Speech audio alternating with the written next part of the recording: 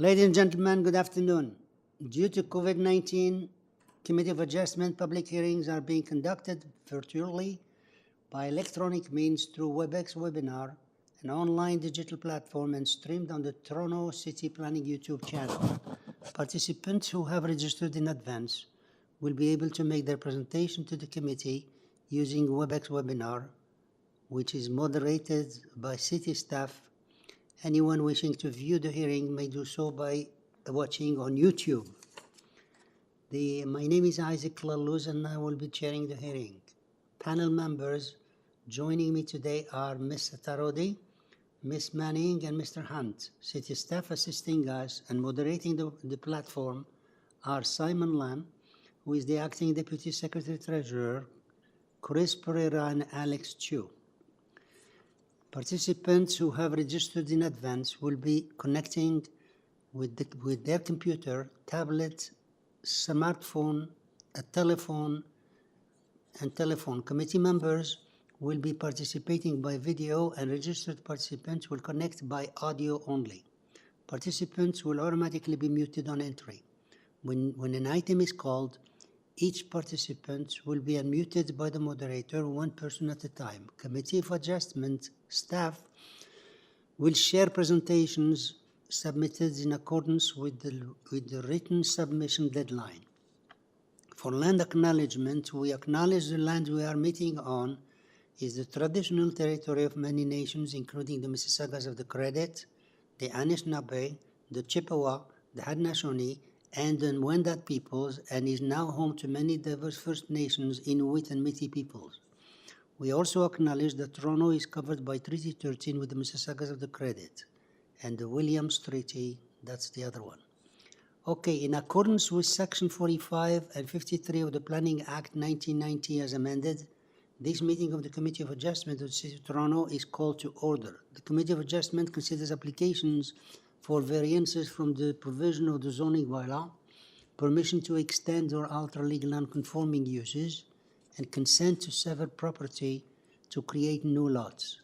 Anyone in attendance today who wants to receive a copy of the decision of the committee must submit a written request for a decision by email. Please ensure that you include your name, address, and email address, because Committee of Adjustment and the TLAB will be sending notifications and appeal updates by email only. If you do not agree with the decisions of the committee, decisions may be appealed to the Toronto Local Appeal Body, known as TLAB, or in some limited circumstances to Toronto Land Tribunal, known as OLT. Appeal instructions are set out at the bottom of the decision of the committee. The hearing procedure will be as follows. I will call each item in the order listed on the agenda. Where an application is uncontested, the agent or applicant may proceed with their presentation if desired. When the committee does not require presentation, applicants are to advise the chair should they wish to speak to the committee. The committee may ask questions or take the matter directly for a decision. Each speaker, including the applicant agent, will be given a maximum of 5 minutes to address the committee. I will comment when the 5-minute mark is reached. When addressing the committee, please clearly state your name and address, and please remember to confine your remarks to the matters outlined in the application. The applicant or agent will proceed first and will make the presentation to the committee on an application. Please note that the committee may not entertain revisions to proposals at the hearing today. The committee may decide to defer the application if substantially revised to ensure the revised application is accurate and that all those entitled to receive a notice are informed of the changes. Then individuals, either in support or in opposition to the application, will be invited to speak. Committee members may ask questions of each speaker at the end of their presentation. When all speakers are finished, the applicant agent has the chance to address only those issues that were raised by the speakers. This will mark the end of the discussion and the application will be taken to committee for decision. Okay, for this, so there is no, of course, there is no, there is nothing to to defer or anything like that. No, I have one deferral, yeah. I'm talking about the, there is no, no minutes and no minutes and no closing of files, right? There's no closing files. Sorry? I'm coming. Okay. Members and staff, for this afternoon only, any conflict of interest to declare? No? Okay. So the next item is the deferrals. We have one deferral here requested, which is number 43. Number 43, which is 284 Glencairn. Item 43, which is Glencairn Avenue. Item 43. And here we have a request from the agent to defer. The agent is David Eagleman. Are you there? Yes, good afternoon, Sir Chair and committee members. My name is David Eagleman, 900 the East Mall, Suite 300, and I'm the agent on behalf of the owner. Thank you. Yeah, you request a deferral. Could you please tell us the reason so we can get the other speakers? Yes, through you, Mr. Chair, we are considering further changes to the proposal at this time and to obtain a new zoning notice in an attempt to address some of the concerns raised. Therefore, at this time, I am requesting a deferral of the application to allow for more time to prepare a revised set of plans and to obtain a new zoning notice. Thank you. Brenda McKinnison, are you there? Brenda McKinnison? Brenda McKinnison, are you there? Oh, okay. I am here. Hi, could you please state your name and address for us? My name is Brenda McNesson. I live at 450 St. Clair Avenue East in Toronto. Okay, so you heard what's happening. The agent is asking for deferral. If we defer it, we're not going to discuss it today.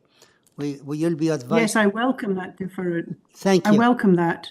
Thank you. Perfect. Okay. The next one is Gordon and Pamela Henderson. Are you there?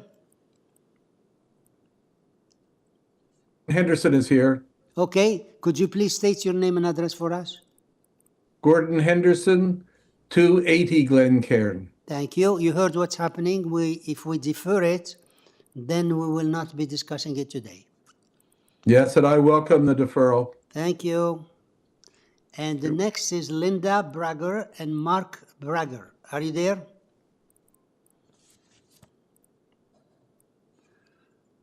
Are they online? Can you hear me, Mr. Chair? Yeah. Could you please state your name and address? Yes, this is Mark Brager. I'm at 267 Glencairn Avenue, and I have no objection to the deferral. Thank you. That's efficient. John Kingdom. John Kingdom, are you there? John Kingdom. Is he there? John, you are unmuted. Please speak.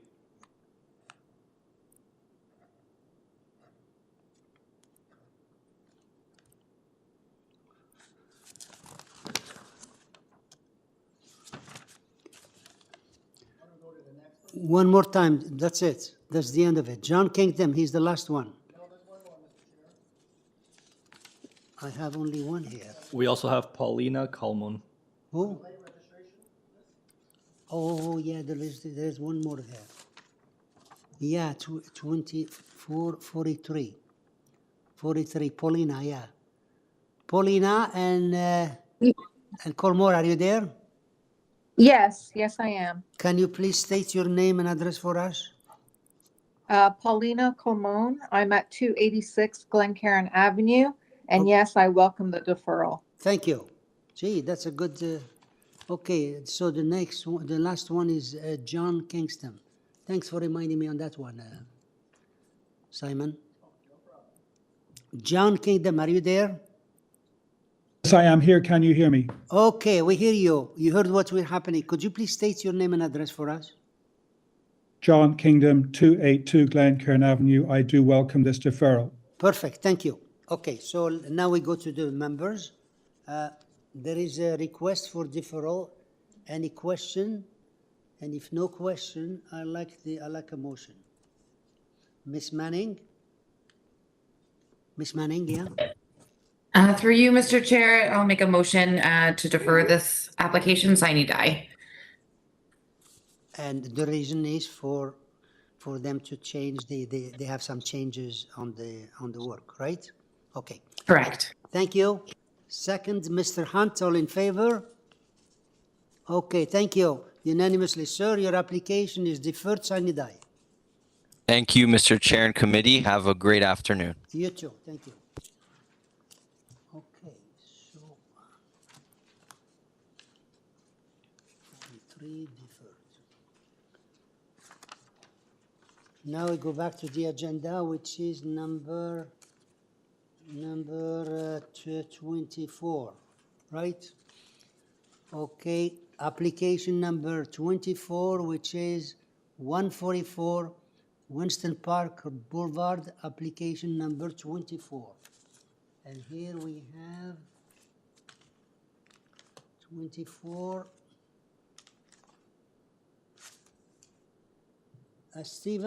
Stephen Kai, are you there?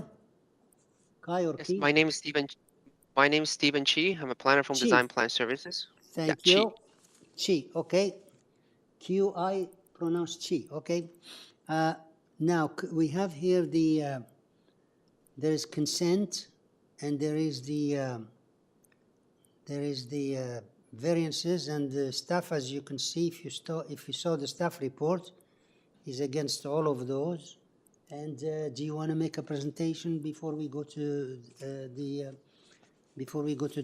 members, because there is no other speaker on?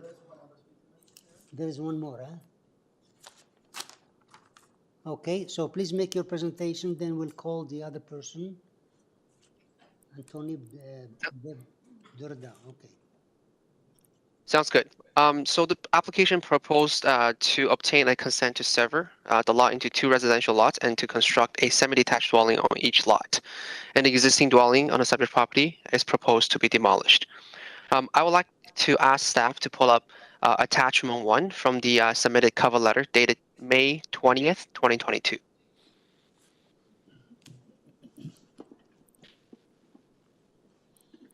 Just a couple pages down. Attachment number 1. So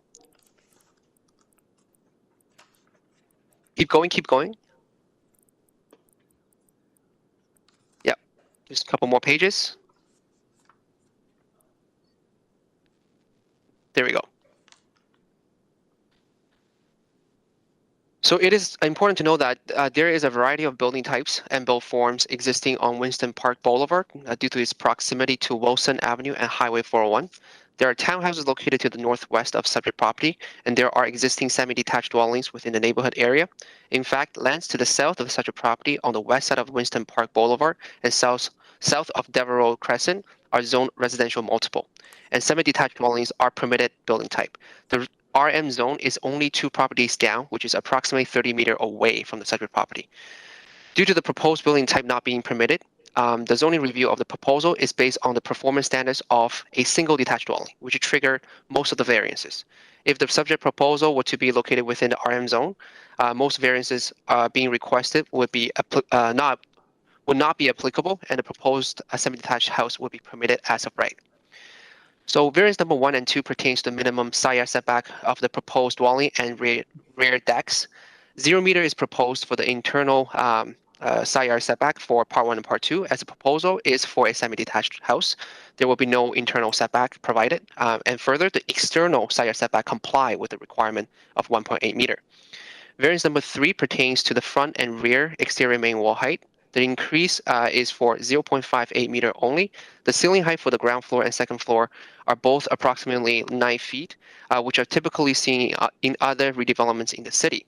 There are horizontal architectural elements introduced to the front and rear of the dwellings, which will mitigate visual impact of any noticeable increase in height and contributes to enhancing the existing streetscape.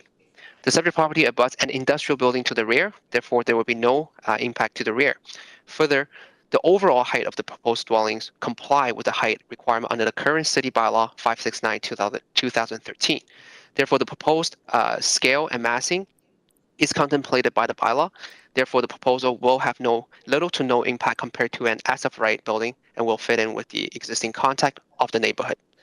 Variance number 4 and 5 pertains to the proposed lot frontages and lot areas, which is 7.925 meter proposed, where 15 meter is required, and 289.88 square meter proposed for each lot, at where 550 square meter is required. This variance was triggered due to the proposed semi-detached dwelling not being a permitted building type on the subject property. Therefore, performance standards for a single detached dwelling have been used when identifying these variances. There are 34 semi-detached dwellings located to the south and on the same street as the subject property. And this area is zoned residential multiple, which permits semi-detached dwelling with a minimum lot frontage of 7.5 meter and a minimum lot area of 225 square meter. Again, the existing residential multiple zone is only 30 meter away from the subject property. If the RM zoning standards were to be applicable, the proposed lot frontages and area would comply with the zoning requirement. Further, the proposal complies with the front yard, rear yard, external side yard, overall building height, lot coverage for FSI, and building length, building depth requirement under the citywide zoning bylaw 569/2013, which demonstrates that the proposed build format and massing can be accommodated by the proposed lot frontage and size. Variance number 6 pertains to the permitted building type, as the proposed semi-detached dwelling is not a permitted building type in the RD zone. Although not permitted, a semi-detached house will appear similar to a single detached dwelling, as there will be no separation between the two dwelling units, and the roof is designed to reinforce this appearance of the dwellings as one building. If the proposal was for a single detached dwelling, the same build form, scale, and massing will be permitted as of right.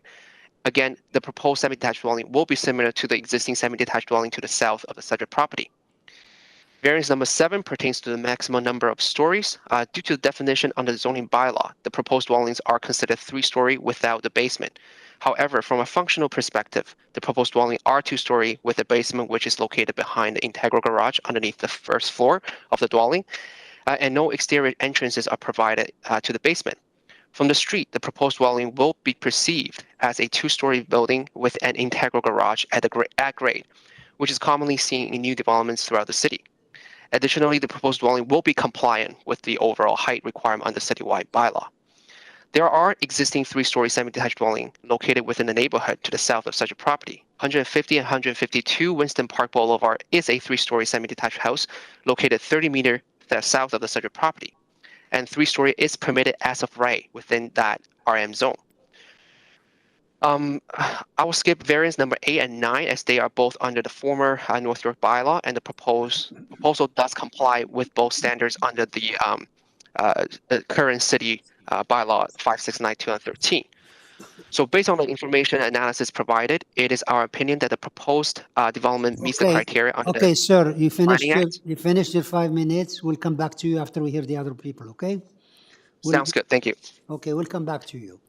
I'm just wondering, did you discuss with the staff about all these changes here that they're asking for?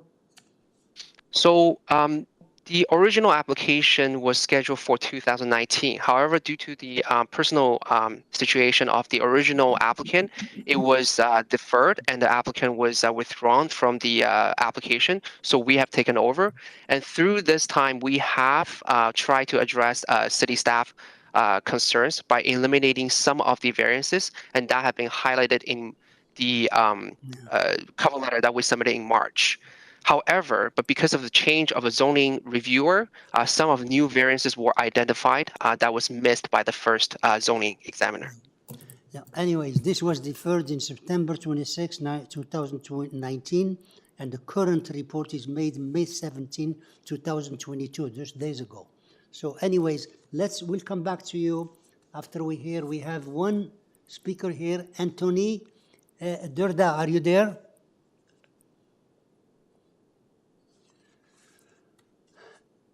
Mr. Anthony Durda, or Dirda.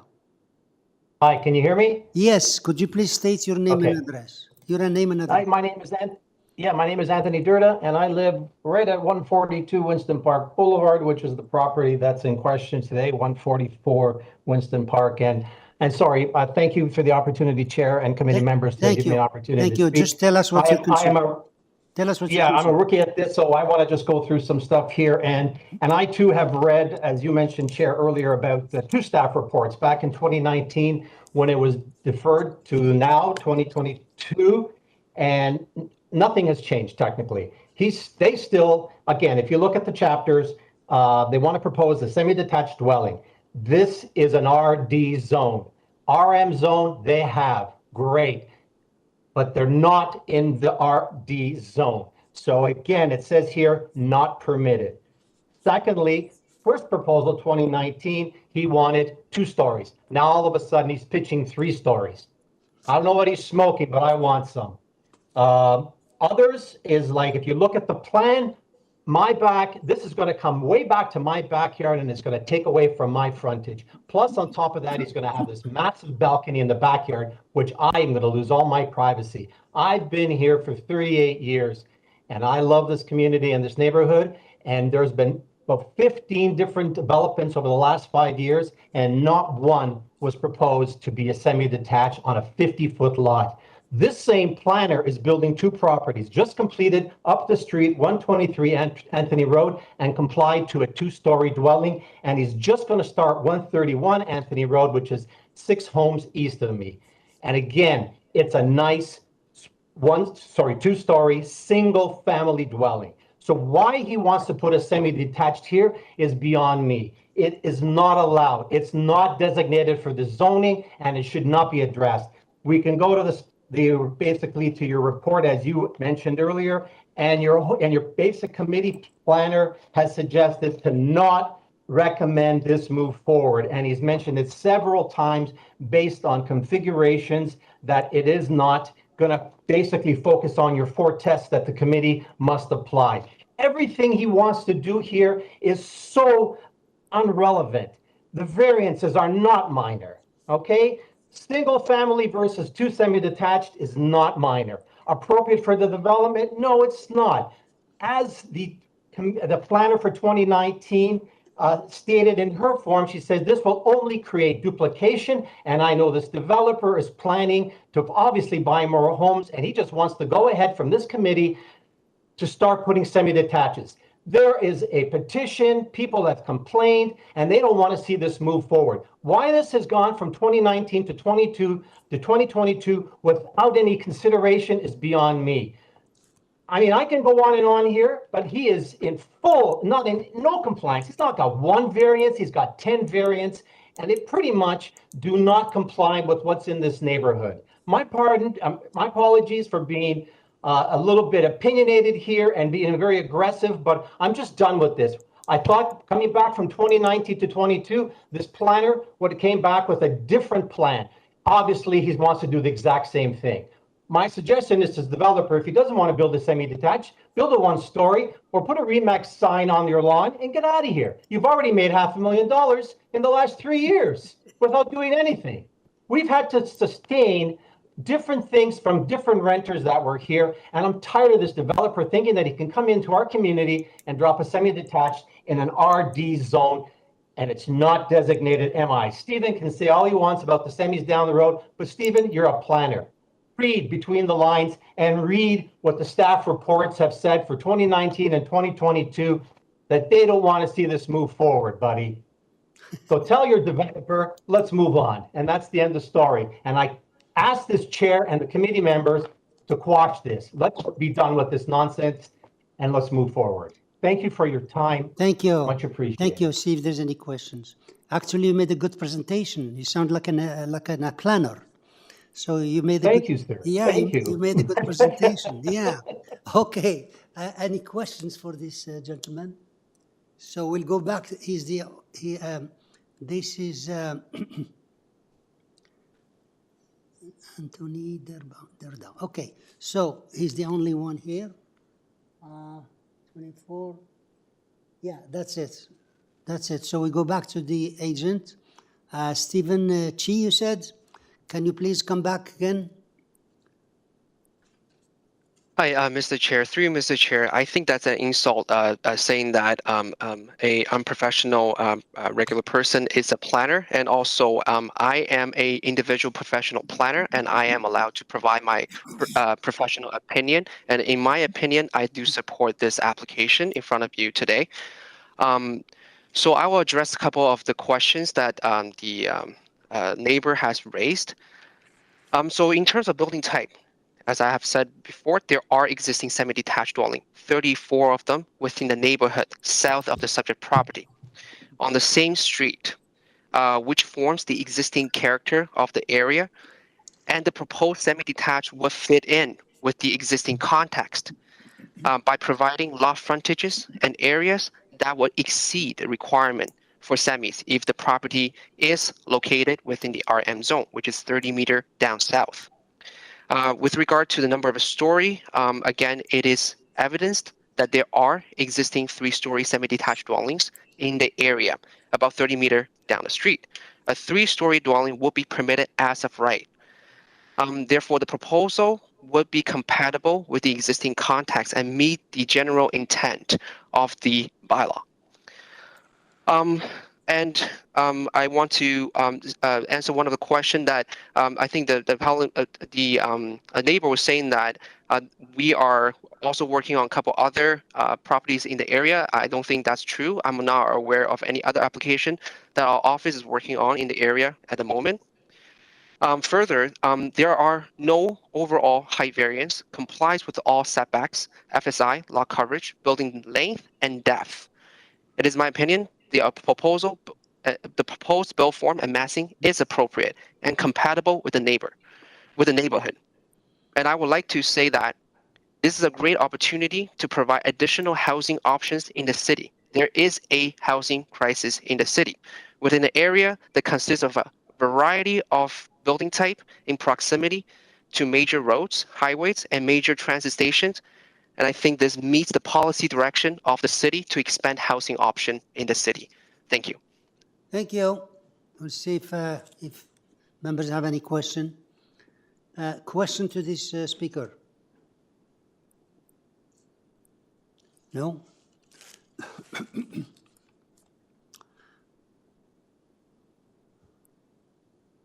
Okay. Question, Mr. Stephen Chi. If we follow the staff recommendation for variances, they say refuse variance number 3, number 4, number 8, number 9, number 4, number 5, number 6, number 7. So if we refuse all these variances, we're talking about different application, right? So you didn't change anything there, did you? That is correct. The proposal in front of us today is for a severance to create a semi-detached dwelling. Okay. All right. So members, any question? No? If no question, can I have a motion? Motion, please, Ms. Satarodi. Yes, to you, Mr. Chair. I was carefully listened to the applicant. I reviewed their plan. I studied the staff report and also listened to the neighbors. Unfortunately, I'm still not convinced that this is a good development for that area. Just 2 variants itself. One of them is lot frontage, like 795 versus 15, and the other one lot area of 289 versus 550 is actually completely almost half a size of requirement. And to me, that's not minor. Therefore, I would like to put forward a motion to refuse this application. Thank you. Altogether. So, okay, altogether. Yeah, we're talking about the variance and the consent. So there is a motion here to refuse the application. Do I have a second? Can I have a second, please? Ms. Manning, all in favor? Unanimous. Sir, your application is refused unanimously. The next one is number 25.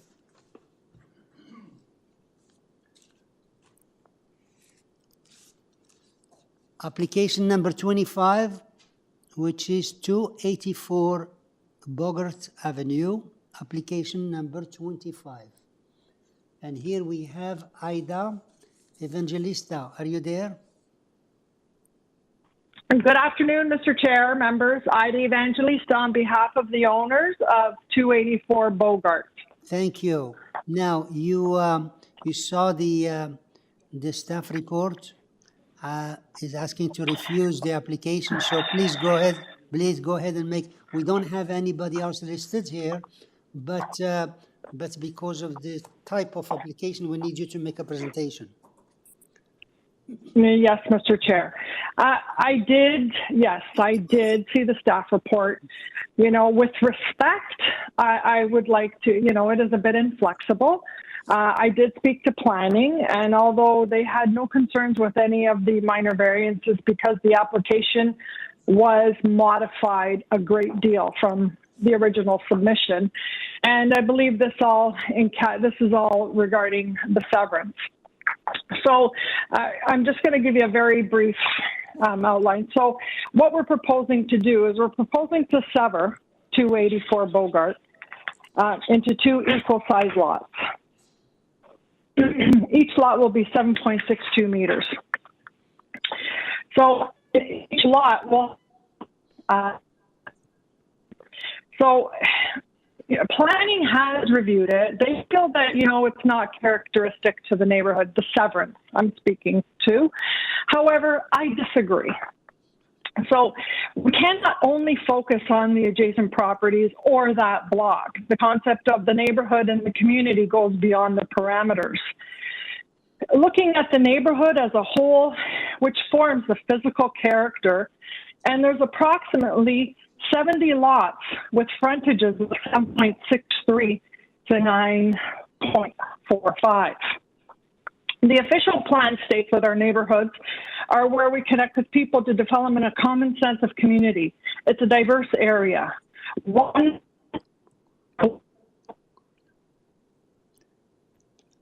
Hello, I think we lost you. Yeah. Could you please check your equipment? We lost you. Can you? No, you're cutting off. Okay. Yeah, something is wrong with the equipment. Is it in our area? Or? No.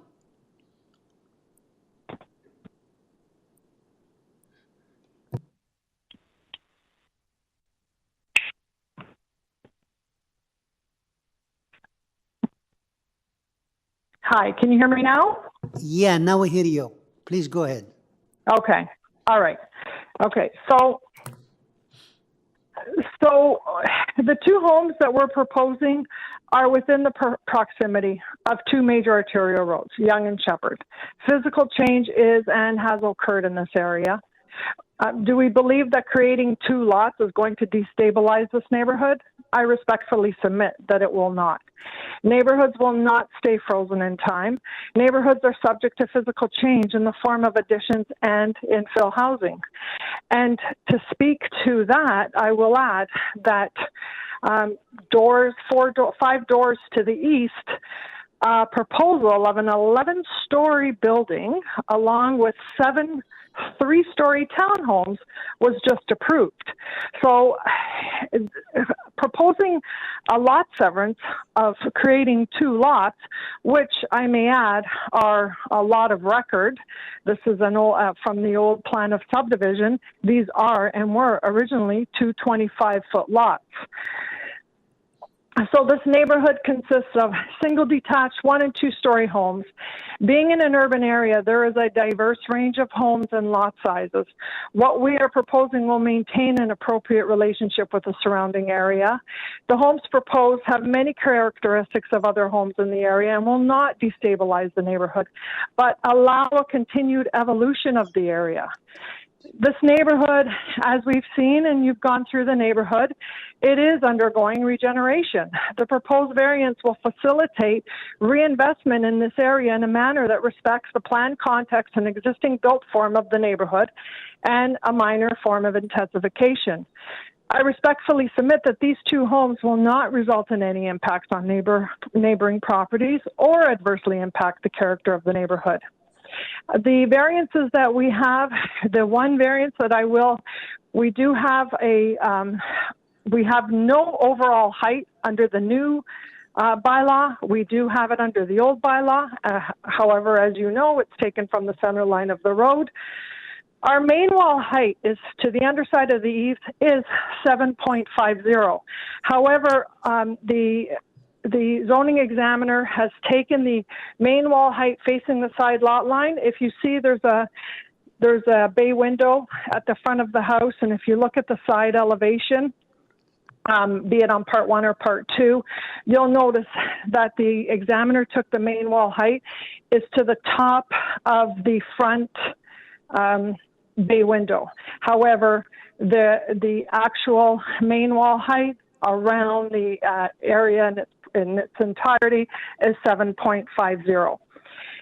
In closing, let's keep in mind the physical character of the neighborhood is one where the prevailing character is one which includes single detached dwellings, which is what we are proposing.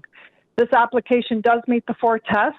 It is in keeping with the official plan and zoning bylaw. It is appropriate and a desirable development for the area and minor in nature. Okay. And I am open to any questions that you may have. Thank you. So, yeah, you mentioned this 2019. This was deferred in January 2019. But the current report we're talking about is dated May 2022, May 19. So did you have a chance to talk to the planning, which said exactly the opposite? They said they requested. They said they recommended refusal. Requested consent to sever does not satisfy the criteria, and the variances minor section as well. So could you please tell us, did you discuss it with them and you disagree, or what happened? Through you, Mr. Chair, I did discuss it with Michael. The conversation in its entirety was regarding the severance. We did discuss the minor variances. The minor variances are very, very different from the original application, and that's why I don't think that for the reason being why I stated it was quite inflexible, because it pulled in a report from 2019. Well, so much has happened, this started, I believe, in 2018. So much has happened to this area in ways of evolution. So we did discuss the minor variances. I've explained everything. There was no reluctance or hesitation regarding the minor variances. It was mainly around the severance itself, because they do recognize, planning did recognize that we did change the application tremendously. We made it comply with height. We brought in the side yards. We removed the lengths. We did quite a bit to these 2 new homes. And in ways of, when I speak to the severance, there are many homes, as I mentioned. We have to look at the community as a whole, right? We can't just look at the block where 284 is. We have, 5 doors to the east, we have an 11-story building, and we have 7 3-story townhouses that are on BOGERT. So what we're proposing is to sever a lot, which once upon a time was a 25-foot lot within the old plan of subdivision. And we just want to reestablish that line and create 2 single-family detached dwellings, which will fit into the neighborhood. It's quite characteristic. We have right across the street, we have 295, 293, and 271 have lot frontages of 7.6 and 7.65. So, and I can go on and outline the size of lots. But as you can see in general, I respectfully do not agree with the staff report with respect. Okay, all right. So let's see what the members are saying. Members, any question? Mr. Yeah? Well, no, I'm asking for questions. Why?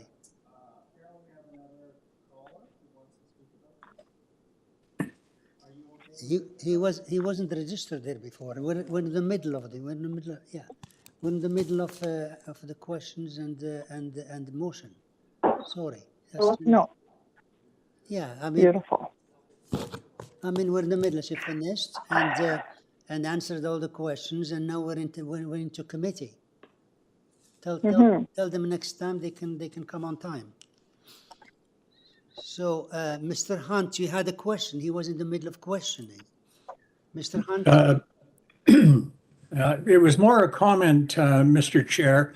I've listened to Miss Evangelista, and while I understand the frustration in terms of the prolonged nature of this, and notwithstanding that a lot of things have changed since 2019, I can't get over the fact that as recently as May 19th, 22, planning again recommended refusal, which somehow suggests that any discussions between 2019 and 2022 did not resolve their concerns. Yeah. So if you want a motion, then I will.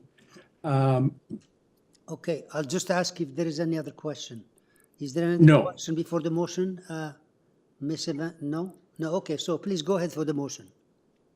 Well, based on everything that we have heard, and again, the position taken by planning, I would recommend refusal of this application, and make that subject to urban forestry requirements. No, well, if there is a refusal, if there is a refusal, there is no condition. Yeah. Should be no condition. Yeah. Okay. So your motion is to refuse the application.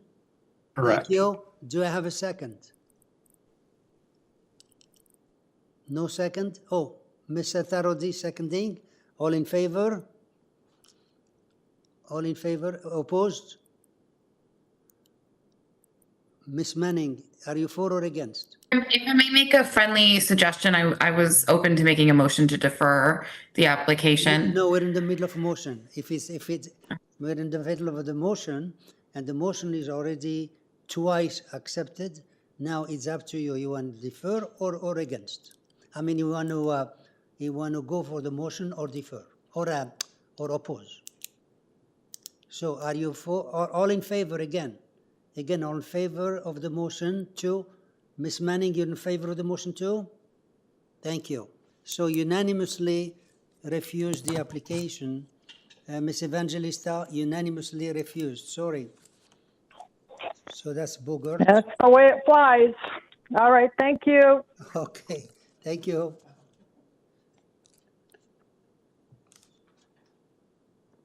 Okay, now we're into application number 26, which is 274 DUNVIEW Avenue. And this is Mr. Mehdi Ajvan. Are you there? Hi, can you hear me? Yeah, we're into item number 26, which is DUNVIEW. Yeah, could you please tell us your name and your address? Hi, my name is Noushin Mozaffari, Noushin. Last name Mozaffari from Hyphen Studio. That's not the one we have listed here, huh? Okay, are you here to talk about 26 DUNVIEW? Yes. Okay, so please go ahead, make your presentation. Actually, I should mention that one variance is missing on the public notice. We should have a variance for coverage. I know that it's not a usual practice to add a variance to application when the case is circulated. But since this application has been approved in the committee in the past with the same variance for the lot coverage, the public is already aware of this size, and planning also is aware of that. We are back here because the property has been sold to my client and he wants to change the design, but he's basically keeping the same variances. So I asking the committee if they can add the missing variance because it was in the provided zoning waiver that we sent to the committee, but unfortunately it's missing on the public notice. If the committee can add the missing variance, I really appreciate it. If not, then I should ask for deferral. So we should come back with a correct public notice. Okay, so what you're saying, I'm sorry, I didn't get you because you're speaking too fast. You're saying that you're missing a variance and you ask for deferral?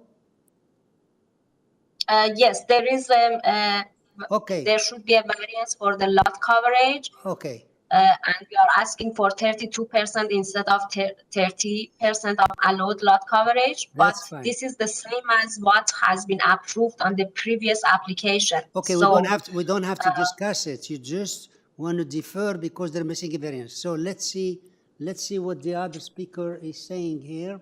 We have one more speaker registered, who is Anissa Tsi. Are you there? Anita Tsi. Is she online? Sorry, Mr. Chair, I'm just trying to find her. Okay. Anissa, you should be unmuted It's now. Anissa C. Yeah. Okay, hi. You just unmute me. Hi, it's Anissa C. from 275 DUNVIEW Avenue. Thank you. So, I'm yeah, I got your address. Just listen, please. We have the agent who's asking for a deferral because they're missing a variance. So we can't discuss. Yes, I know, but before I say deferral, I just have question on currently don't understand what's existing. No. What we do? Or should wait until deferral? Yeah, when we defer it, we do not discuss the application. Deferral means. I see. Okay. Deferral means we're not discussing it today, and you'll be advised when it comes back again. Okay. I see. Okay. Thank you. Yeah. Thank you. Okay, members, we have a request from the agent to defer because of a missing variance. Can I have a motion, please? Ms. Satarodi?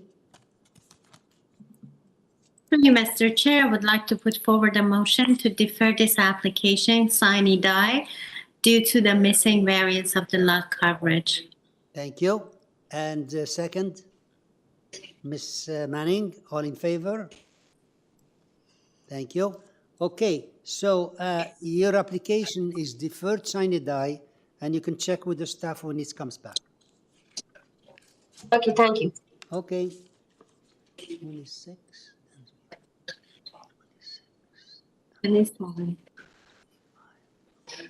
Okay, number 27, which is 88 WOBURN Avenue, application number 27.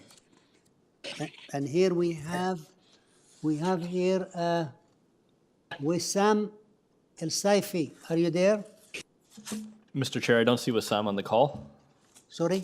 I don't see Wissam on the call. He's not on the call. Okay, so we'll have to hold it because he's the agent. We do have the owner on the call, though. Well, if the owner wants to talk, that's fine. He's not Sunir Shah, is he? Let's ask Sunir.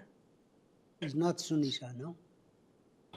We have another listed there for Sunir Shah. Hi, Sunir, will you be speaking? I guess I can. I mean, worst is like if I don't do a good job, I guess hopefully I'll defer, but I'll try. Thank you, Mr. Chair. Just a second, before you try, are you the owner or the agent or what? I am. Oh, you are. I'm the owner. Yeah. The owner. Okay, Yeah. Perfect. So tell us what. We don't have any other person here, so we have here for 27. This is a rear second-story addition. There's only one variance minor and one letter of support. Let me ask the members. Do we need the presentation here? No. Thank you. So, sir, we don't need any presentation. do you want to add something? We'll just go straight to the decision. No, if it's great, it's great. Thank you. Okay. It's good. Okay, he said good, good. Can I have a motion? Ms. Satarodi? Yes, through you, Mr. Chair, as you mentioned, this is a very straightforward application. It's just a small addition. Therefore, I would like to put forward a motion to approve this application with no condition. Thank you. Second? Ms. Manning, all in favor? Mr. Hunt, are you for or against? Oh, okay, thank you. Okay, unanimously. Sir, your application is approved unanimously with no condition. So you see... Amazing. Thank you so much. You made a good presentation, huh? Okay. All right, thank you. 28. Number 28, which is 56 GLENFOREST Road, application number 28. And this is Mr. Drew Laszlo. Are you there? I am. Good afternoon. Hi, we Drew know who you Laszlo, are, but agent. we need you to say your name and address, please. Yes, I am Drew Laszlo, agent for the owner. If I may just jump in quickly, I did put in a request to defer this hearing previously. Unfortunately, the most important variance was missed by the zoning examiner. Okay, the 28. Yeah, because this is what was simple here. There was only 3 variances. Okay. All right. So you're asking for deferral, and there is no, the reason is missing variance, and we don't have anybody else listed. So, Mr. Hunt, there is a request for deferral. Mr. Hunt, you're on. Thank you, Mr. Chair. Upon request of the applicant, I would move the request for deferral sine die in order for them to correct a missing variance. Thank you. Second, Ms. Satarodi. All in favor? Okay. Thank you. Okay, unanimously, your application is deferred sine die.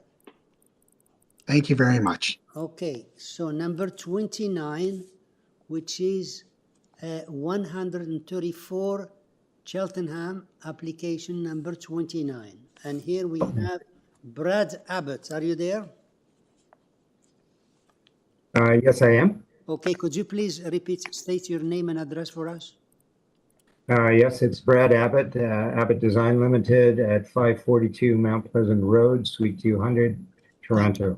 Thank you. We have here a 1-story addition and covered patio, 4 variances, staff report asking only to attach to site plan and forestry condition. Except we have one more person listed here, and therefore we need a 5-minute presentation. Oh, yeah, that person that's listed, I believe, is the owner. Oh, it is? Okay, hold a second. Yeah. All right, this is that's Alison Smith, yeah? Correct, and she is available if you wish to ask her any questions. Well, no, that's okay. If she's okay with you handling it, then we'll see if there is. So there is 4 variances.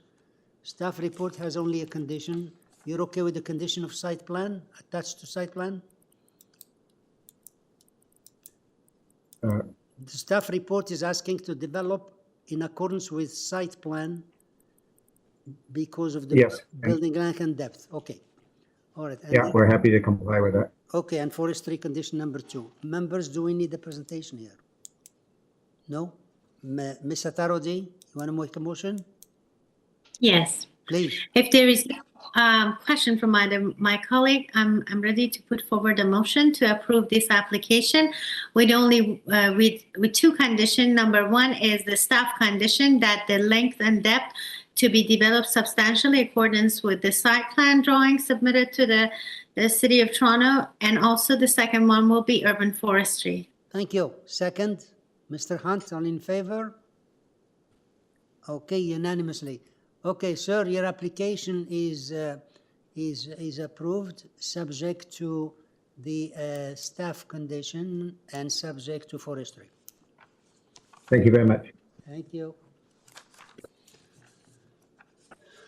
Okay, item number 30. Oh, sorry. Yeah, that's number 30. 30, which is for CHIPSTEAD application number 30. Application number 30, number 4, CHIPSTEAD Road. And here we have number 30.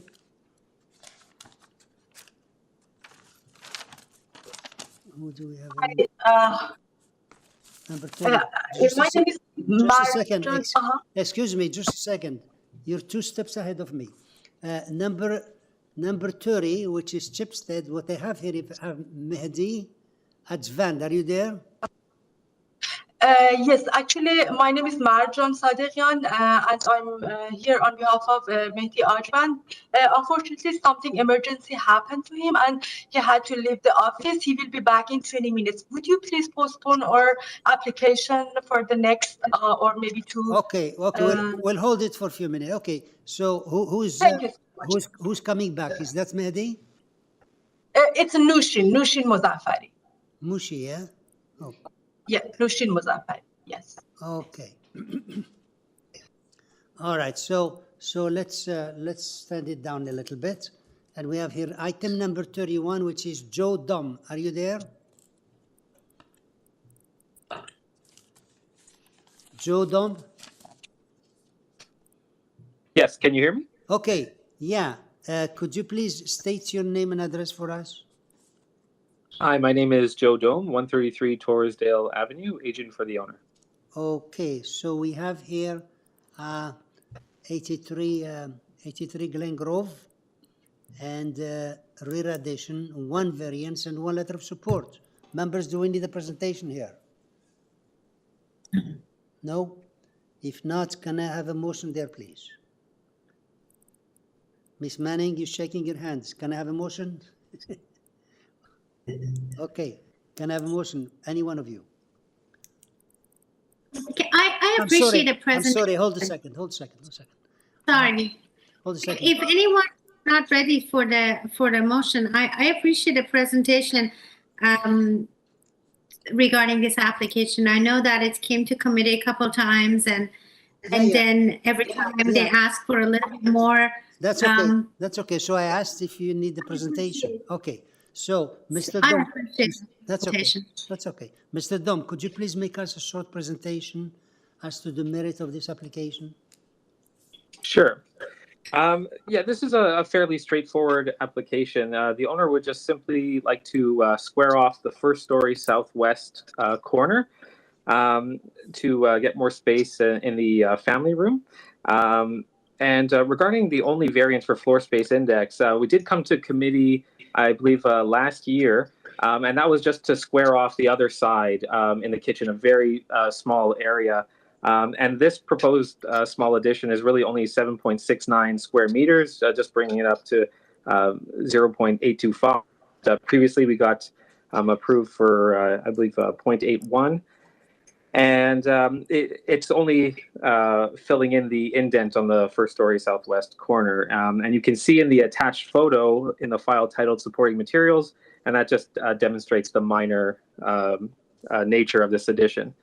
We also, as you mentioned, have a letter of support from the adjacent neighbor, number 85, and planning staff have no objections. And overall, we feel the application is reasonable and minor in nature. I'd be happy to answer any further questions you may have. Okay. Question? Any question? Can I have a motion then, please?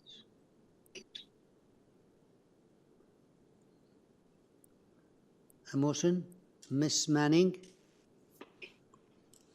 Through to you, Mr. Chair, I move to make a motion to approve this application with no conditions. Thank you. Second? Mr. Hunt, second. All in favor? Opposed? Ms. Satarod is opposing. Okay, Mr. Dom, your application is approved. And thank you very much. And there is no conditions. Okay. Okay, let me know when 30 comes back, okay? We'll have number 32. item number 32, which is 77 Wembley Road, application number 32. 31 is, yeah, give me 1 second. 31, that's Tom. Okay, item number 32, which is Wembley, and here we have Alan Daniel. Are you there? Yes, I'm there. Okay, can you please state your name and address for us? Okay, it's 70s. Hold on, I'm just trying to get a quiet area. It's very noisy. Yeah, could you? Okay, I'm representing 77 Wembley Road. Okay. I'm the agent Daniel. Okay, can you please check your equipment because you're echoing here. I don't know what from. So check again your because we can't hear you. Oh, can you hear me now clearly? Yeah, now we hear you. And okay. Okay, so we have here. This is a new rear deck, 3 variances, and that's it. I have nothing else here. Members, do we need a presentation here? No? No. Okay. Okay, Mr. Daniels, we don't need the presentation. Do you want to add something before we go to the committee? No, I don't really need to add anything. It's Okay. pretty much minor. Yeah, Okay, nature. thank you. So can I have a motion then, please? Miss Satarodi? Okay, sure. Through you, Mr. Chair, I would like to put forward a motion to approve this application with no condition. No condition, thank you. Second, Miss Manning, all in favor? Mr. Hunt? Okay, you too. Okay, it's unanimously approved, and there is no condition. Okay, thank you very much. Okay, so that's this one also wants. Now we're into number 33. 33, which is 14 Sage Avenue. 14 Sage Avenue, which is number 33 application. And here we have Cassandra Richardson. Are you there? Cassandra Richardson. Hello, good afternoon. Okay, can you please state your name and address? It's Cassandra Richardson, 198 Rosalina Drive in Schaumburg, Ontario. Okay, now we have this here.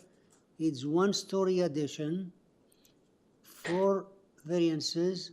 We have 7 supports and forestry and transportation, no objection. Members, do we need a presentation here? No? Okay. Ms. Manning, you had your hand. Did you want a presentation? No? Okay. Okay, Ms. Richardson, we don't need a presentation here. Do you want to add something before we go to committee? I don't have anything further to add at this time. Thank you. Okay, so Mr. Hunt, can I have is that a question or a motion? Motion? A motion. Please go ahead. Yes, I believe this application is fairly straightforward. There are no objections from the departments and only subject to urban forestry. I move approval. Thank you. Second, Ms. Tarodi, all in favor? Okay, unanimously approved. Okay, so your application is unanimously approved, subject to only forestry. Thank you very much. Okay.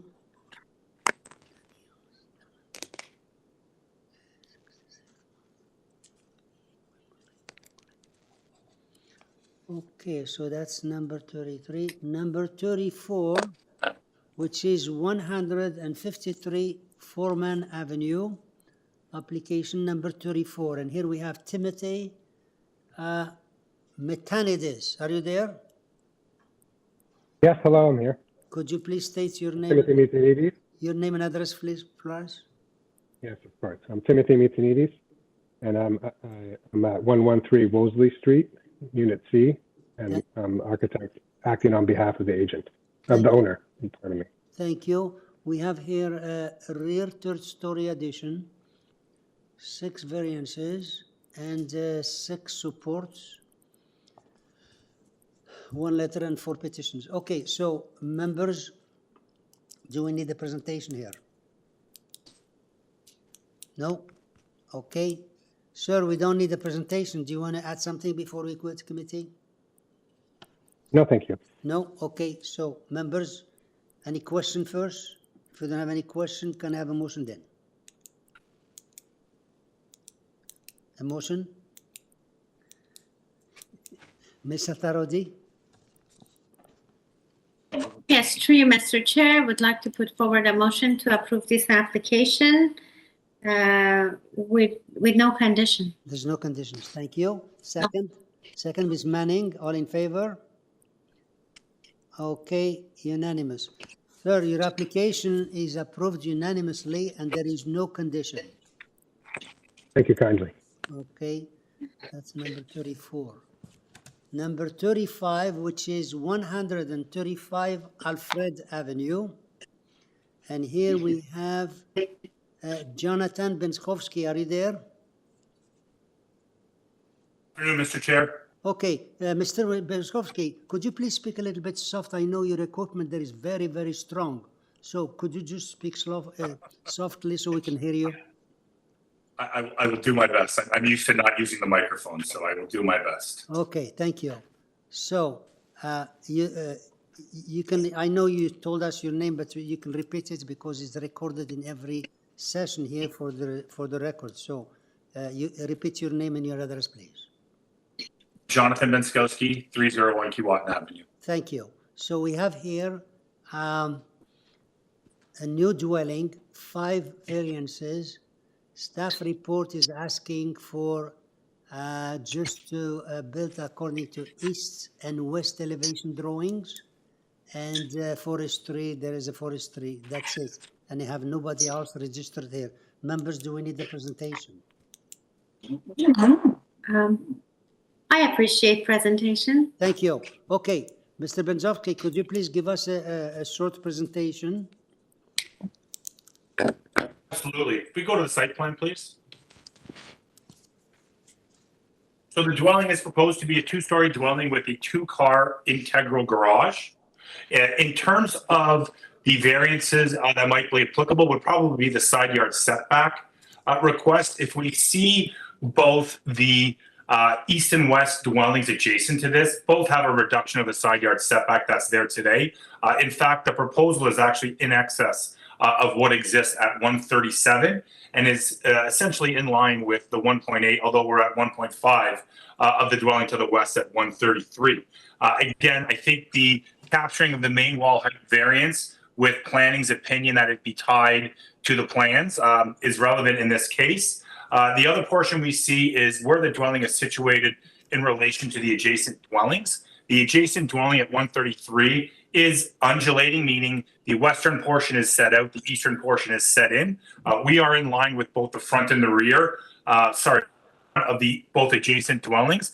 And as you see from the site plan here, the actual dwelling is in line with 137 and is built behind 133. So any type of impact coming from the coverage, as well as the rear deck projection of 133, we are built behind that rear main wall. So there would be no overlook or privacy concerns into that rear yard. That's it? That's it. Okay, any questions? If not, can I have a motion then, please? Mr. Hunt? Mr. Hunt? Thank you, Mr. Chair. I believe this is fairly straightforward. I would move approval of this application subject to the planning report requesting that it be developed substantially in accordance with the east and west elevation drawings attached to their report and subject to urban forestry requirements. Thank you. Second, Ms. Atarodi, all in favor? Okay, sir, your application is approved, subject to that condition of the staff and forestry. Thank you. Item number 36, which is Jim Wallace. The application is 17 Kirkton Road, application 36, and the agent is Jim Wallace. Mr. Wallace, are you there? I am, Mr. Chairman. Can you hear me? Yes. Could you please tell us your name and your address? Yes, my name is Jim Wallace, Arc House Architects. Our address is 1358 Huron, Ontario Street, Mississauga, Ontario. Thank you. So what we have here, we have an addition, new garage and rear addition, 4 variances. Now the staff is asking to modify number 2 and 3 according to your suggestions and condition per site plan, etc. So please tell us what changes are you making for variance number 2 and 3? Yes, in discussion with staff regarding the setback for the proposed front porch on the house, the original proposal was to align the side of the porch with the side of the existing. Could you please help us without going to the details? Tell us what you're changing, the number of the application and what the number of the variance and what you're changing it to. I understand. So we are proposing completely removal of variance number 2 and variance number 3. So you remove number 3 as well? Yes, variance number 2 and variance number 3 will be removed from this application. Perfect. Okay. As suggested by staff in their report. Perfect. Okay, so give us a short presentation so we can move on. Certainly. So as I was stating, we are providing a proposed addition to an existing 2-story home, which will have an attached garage, 2nd-story addition above, with a rear 1-story addition with associated exterior amenity space by way of covered porch. We are proposing covered porch in the front as well to increase the curb appeal of the home. As such, it had triggered a minor variance for front yard setback, which we would like to keep as a variance. We are seeking the committee's approval for that front yard setback variance, but other variances associated with the front porch, namely the setbacks, have been removed. That's it? Yes, sir, that is it. I'd be happy to answer any questions committee may have. Thank you. Any questions? If not, can I have a motion, please? Number 2 and number 3 variances have been removed. Ms. Manning? Ms. Manning, go ahead, please. Through you, Mr. Chair, I'll make a motion subject to the removal of variance 2 and number 3, that this application be granted, subject to the condition that it is developed substantially in accordance with the site the site plan and rear elevation drawing that was received on May 18th, 2022. Thank you. Second, Ms. Hunt, second, Mr. Hunt, all in favor? Okay, unanimously. Okay, sir, your application is approved unanimously based on the 2 variances you removed and the staff condition according to the plans, okay? Thank you, Mr. Chairman and the committee. Thank you. Mr. Chair. You want a break? Can we get You want a break? A break, yeah? Yes. Okay. I appreciate it. Okay. We can get it 15 minutes. Yeah, so let's have a 10-minute break, okay? Perfect. Thank you. Thank you.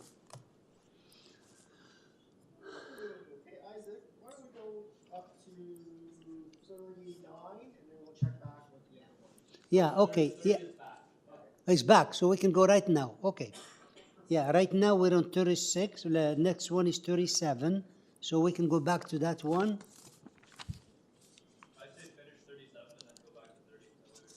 Well, we haven't announced 37. If they're there, we can. Oh, just a second. Yeah, 37. We haven't done it yet. So the one we left before was number 30. They're back, yeah. So we'll start with them and then we go back to 37.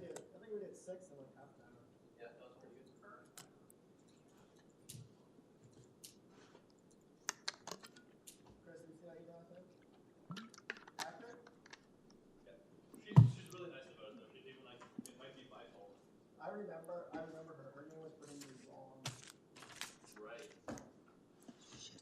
I know. That's why I feel really bad. So, well, coupled with the fact that she's really nice. Yeah. The first strike is that we did it to her again. We messed up, and she's really nice.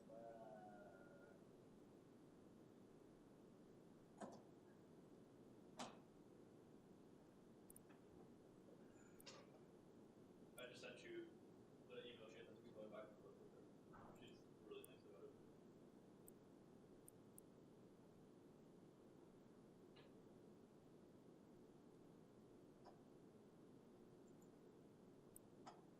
Who'd you escalate it to? Mr. Lamb? Yeah? What did he do? Please call Mr. Lamb to discuss this issue.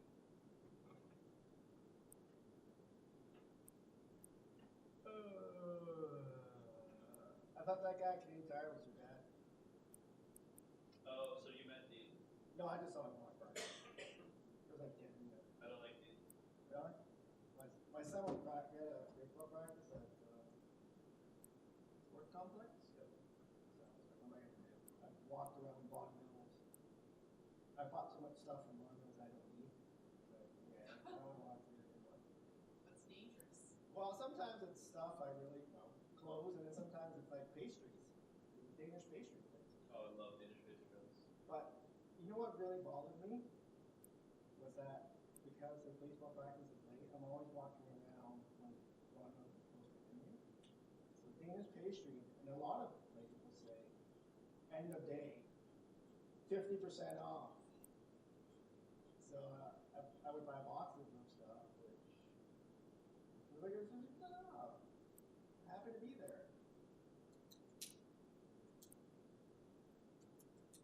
Bass Pro Shop, how many times do I want to do Bass Pro Shop? Have you been to the Decathlon across the street? Yes. I parked in that mall, so I can get something from the dollar store. What is it? It's a sports store. It's like sales. Is it really? Yeah. Oh, I want to go in because I thought it was a complex of sports to use. I didn't know it was a sport. You know what? That really bugs me because I had to find a athletic support for my son. I thought, where am I going to find this? Yeah, right there. I haven't been in yet. It looks pretty cool. Yeah, okay. Well, next time I'm going to go there. I walked into Al's. Fishing. I'm running out of things to do here for 2.5 hours. I'm running out of stuff to do. My son won't let me watch him practice. He hates it. Oh, that's the best part. No, he doesn't. He doesn't. When you backseat coach of tennis? Yeah, I was just going to ask. You suck. Well, I just got it back delivered yesterday before we got that. It was $300 for this pack. Or one pack. That'd be a miraculous pack. That wasn't even the most expensive pack. It shipped from, yeah, it shipped from Quebec. Wow. It's $299.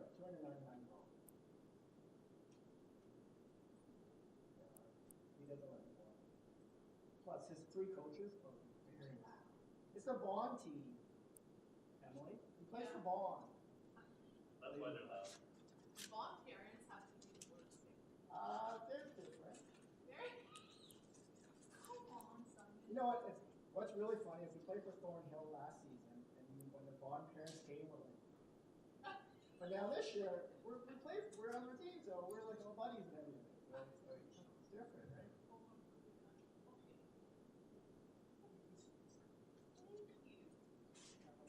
I just had to call someone walking in. Walking in. On my work phone. I get some really weird phone calls that are like scammer. I've had people call me saying you called me on my work number, and I'm like, no, I didn't. I've never had that before. But I knew they were like scammer Yes. phone numbers. Chocolate nuts. Yes. My health. Isaac, we might finish in pretty good time today. No, you'll be surprised. We're going to be very slow soon. You think so? Some of them have a No. lot of speakers. I know. Yeah, we just got through the fast. We were going so well. I know. That's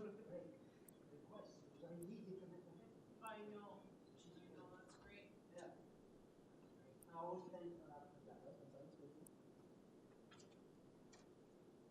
I don't realize, but you need it. Oh, I'm sorry, you might have the wrong phone number. Huh?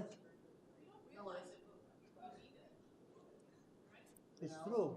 Until she mentioned it, she said, oh yeah, I need it.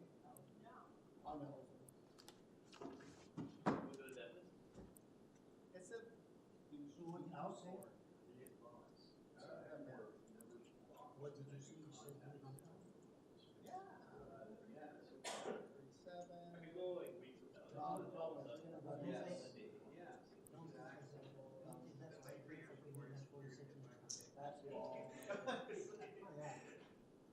I create YouTube videos. Call a police officer. Two big one. She puts it on speaker. You are gonna be in so much trouble. Well, no, this one, we did this one. Well, let's go. 43 is done already. I am, so now I'll push the button. What do we have? Two or three more? 42, okay? Yeah. 40. Well, whatever. The rest, We'll handle them. what's your number? Let me call you tonight. If it says anonymous, or sometimes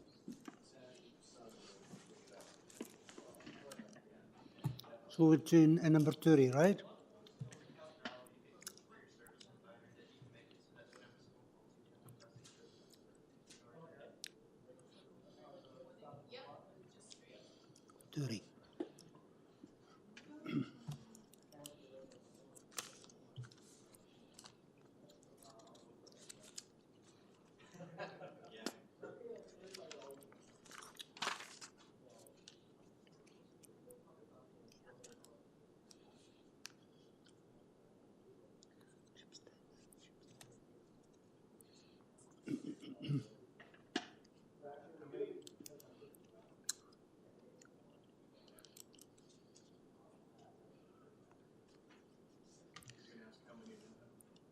Chris, let's go.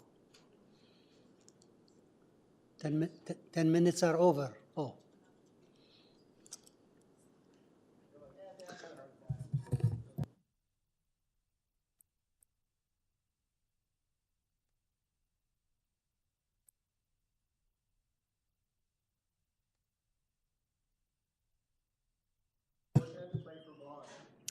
Okay, ladies and gentlemen, we're back into session, and we're in number 30, which we were holding for a while, and here this is number 30, which is for CHIPSTEAD application number 30, and that we have Mehdi Advand. Are you there? This is Nushin Mozaffari again from Hyphen Studio. You're talking. Okay, so please state your name again and your address, and please go ahead. My name is Nushin, Noushin. Last name Mozaffari, Mozaffari, from Hyphen Studio.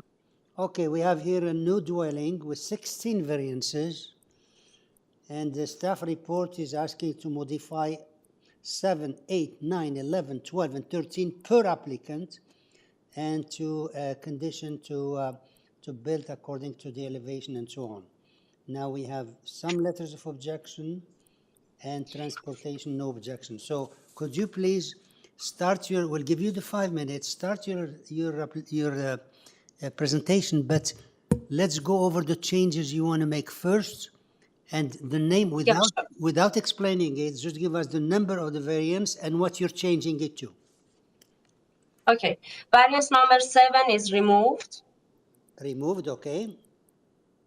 Variance number 11, 12, and 13 are removed. Okay.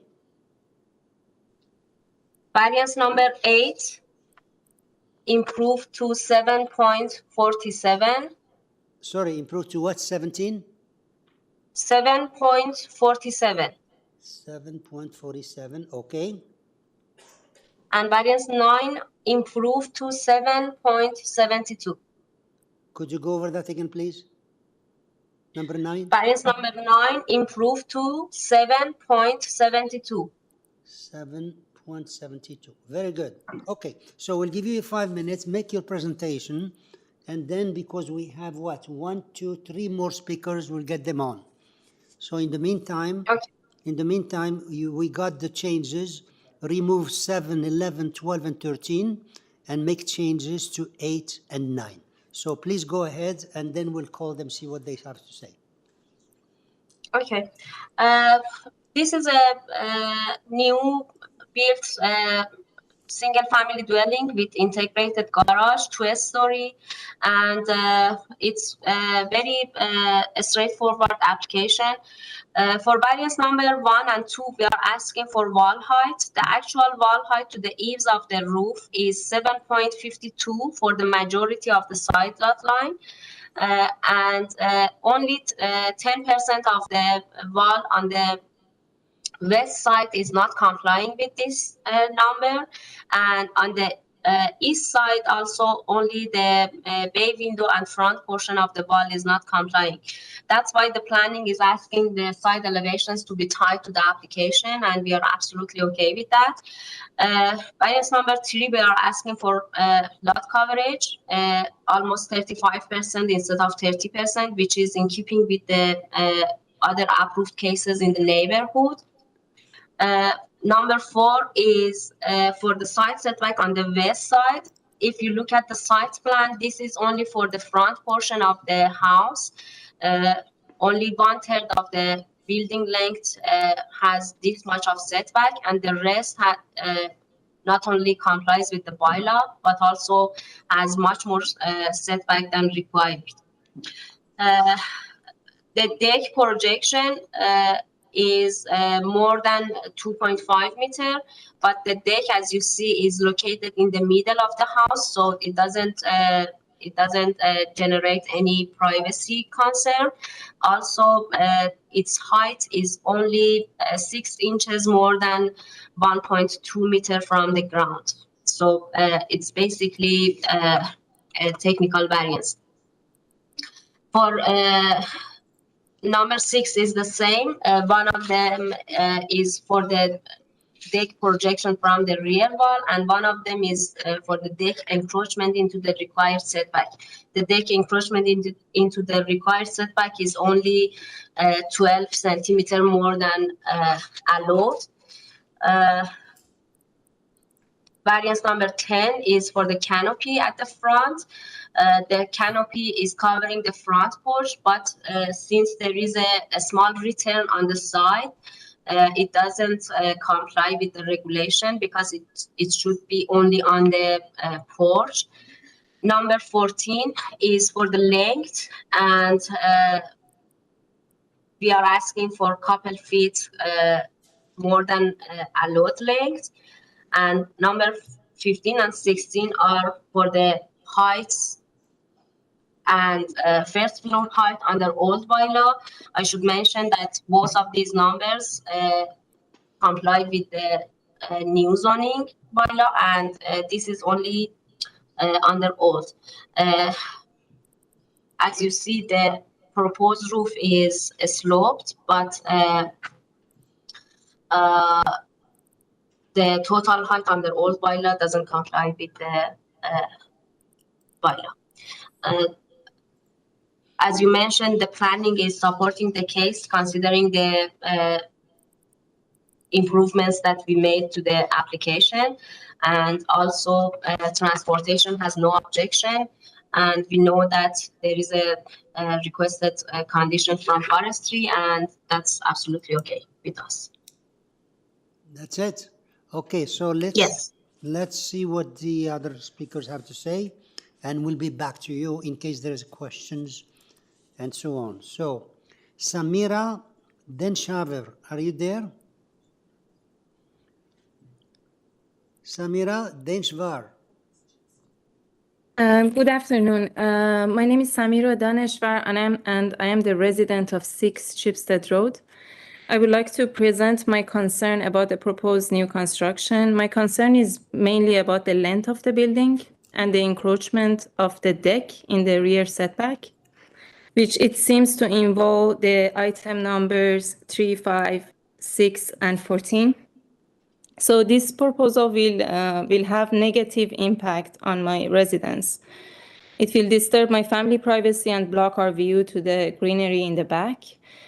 I just looked at when the speaker was going over the item numbers. I just looked over, and it seems to me the technical variance in number 5 is not like the numbers that she's talking about. It doesn't seem to me a technical variance, and also like the number 6, which is the engages the deck, is she mentioned that it's 12 centimeter, but it's the lesser of 2.5 meter or 50% of the required setback. If you look at the plan, it's you can see the end of our building, which is like further, very much further in the back of the end of their proposed construction.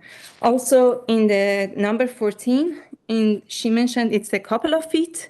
I don't think a couple of feet is a very little change. And in addition to that, they came, this proposed construction is requesting 16 variances, which like they eliminated 4, but still 12 variances doesn't seem to be minor to me. I appreciate your time and thank you for taking the neighbor's concern. Thank you. Thank you. Any question for this speaker? Okay, thank you. We'll have the agent come back and explain your concern, okay? So we have Mo Thing Kui. Are you there? Mr. Chair, we have nobody by that name on the call. Okay, thank you. How about Mehrad Ramazani? We also do not have Murdad on the call. No? Okay, so we had only. Thank you.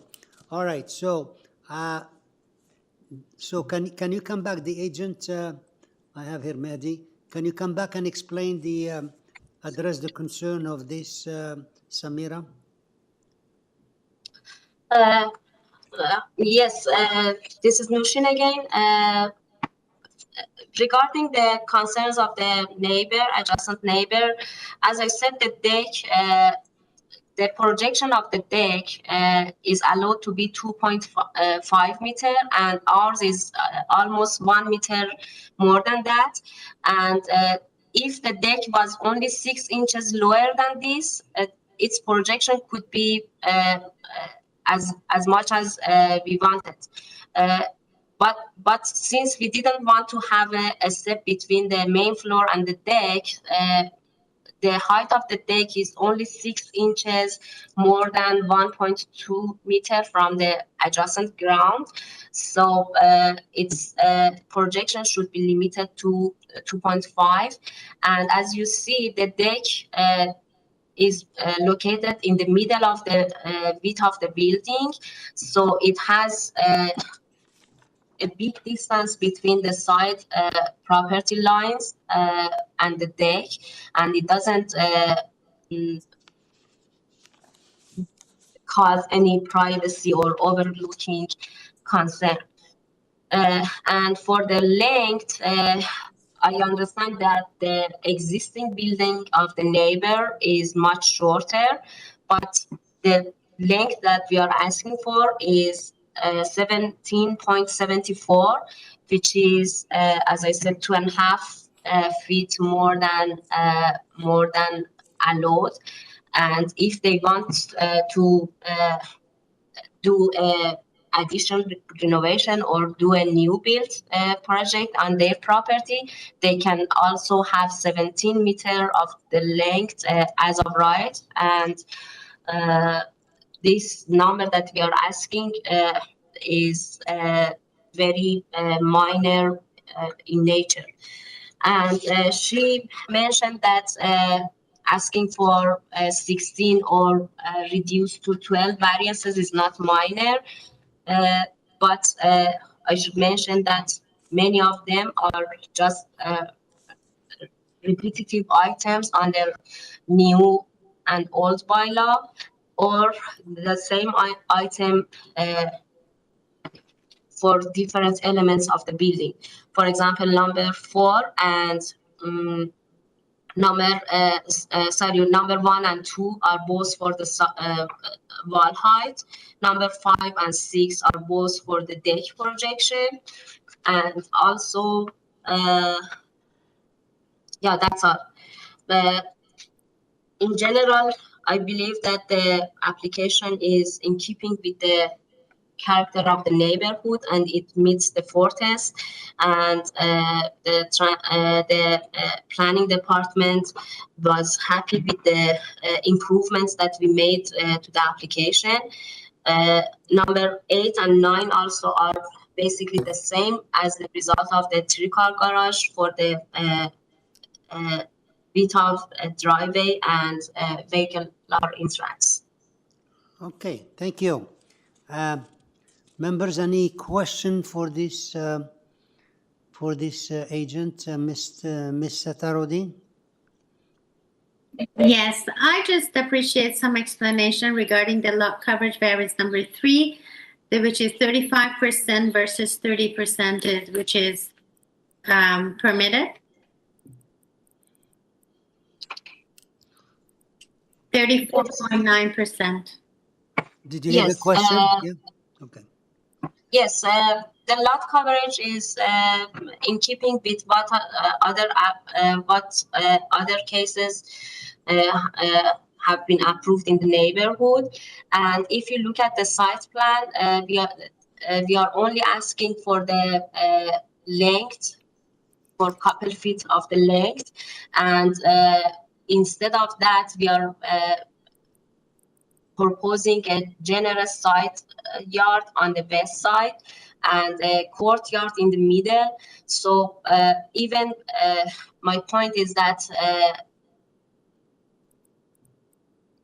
just occupying the allowable land table of the property, the coverage would be much higher than the allowed, which is only 30% of the property. And here we are mostly inside the allowed building envelope that the bylaw allows, only a small distance of the length and side setback for a small portion of the building at the front. So the rest of the building is within the allowed building envelope, which is already more than the allowed coverage. So these two numbers, based on the bylaw, doesn't match each other. And as I mentioned, this is in line with the character of neighborhood, and the planning has no concern with that because it doesn't make any new precedents in the neighborhood, and other cases has been approved with even higher number of this. Any other question? If no question, can I have a motion then, please? Mr. Hunt? Mr. Hunt, please go ahead. Yeah. Thank you, Mr. Chairman. Having listened to the applicant and noting all of the changes that have been recommended by planning and that the applicant has agreed to, I would move that this application be approved with the recommended changes. Do you want me to read out the changes? Well, if you want it to be recorded, and I can help you out. Okay, well, all right. I'll the elimination of variances 7, 11, 12, and 13, and the modification of variance 8 from 8.03 meters to 7.47 meters, and the modification of variance 9 from a driveway width of 8.14 meters to 7.72 meters or less. Right. And the condition that the side exterior main wall heights be developed substantially in accordance with the east and west elevation drawings attached, and also subject to the May 19th urban forestry requirements. Very good. You covered everything. Thank you. Second?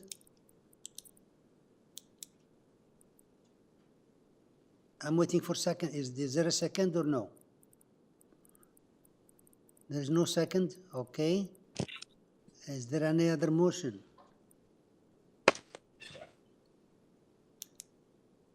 Is there any other motion, rest of the members?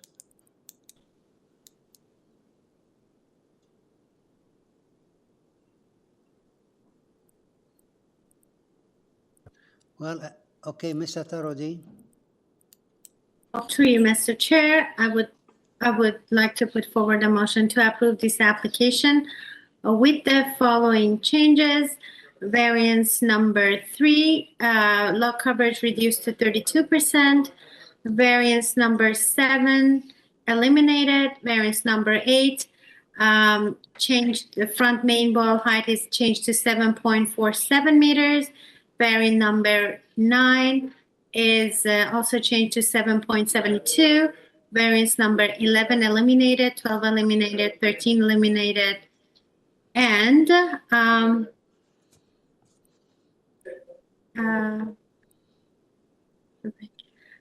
also with the staff condition that the side exterior main wall height be developed substantially in accordance with the east-west elevation drawing attached to this report, and also subjected to forestry and transportation memo. Okay. Yeah, transportation is an objection, but anyways, so the only thing you added is the coverage from 30 to 32%. And the rest, Correct. The rest, everything she said. Okay. Correct. Okay, second. Miss Manning, second, all in favor? Opposed? Mr. Hunt is opposing. Okay, so your application is approved based on those changes you made and based on additional one as far as the coverage to be limited to 32 and the conditions per staff and the forestry. Okay? And she said Thank you. transportation too. All right.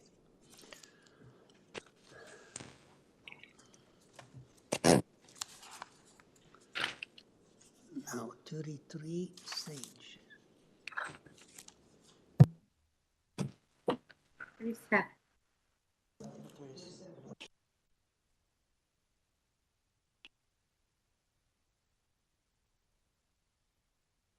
Okay, application number 37, which is 195 Kingsdale Avenue.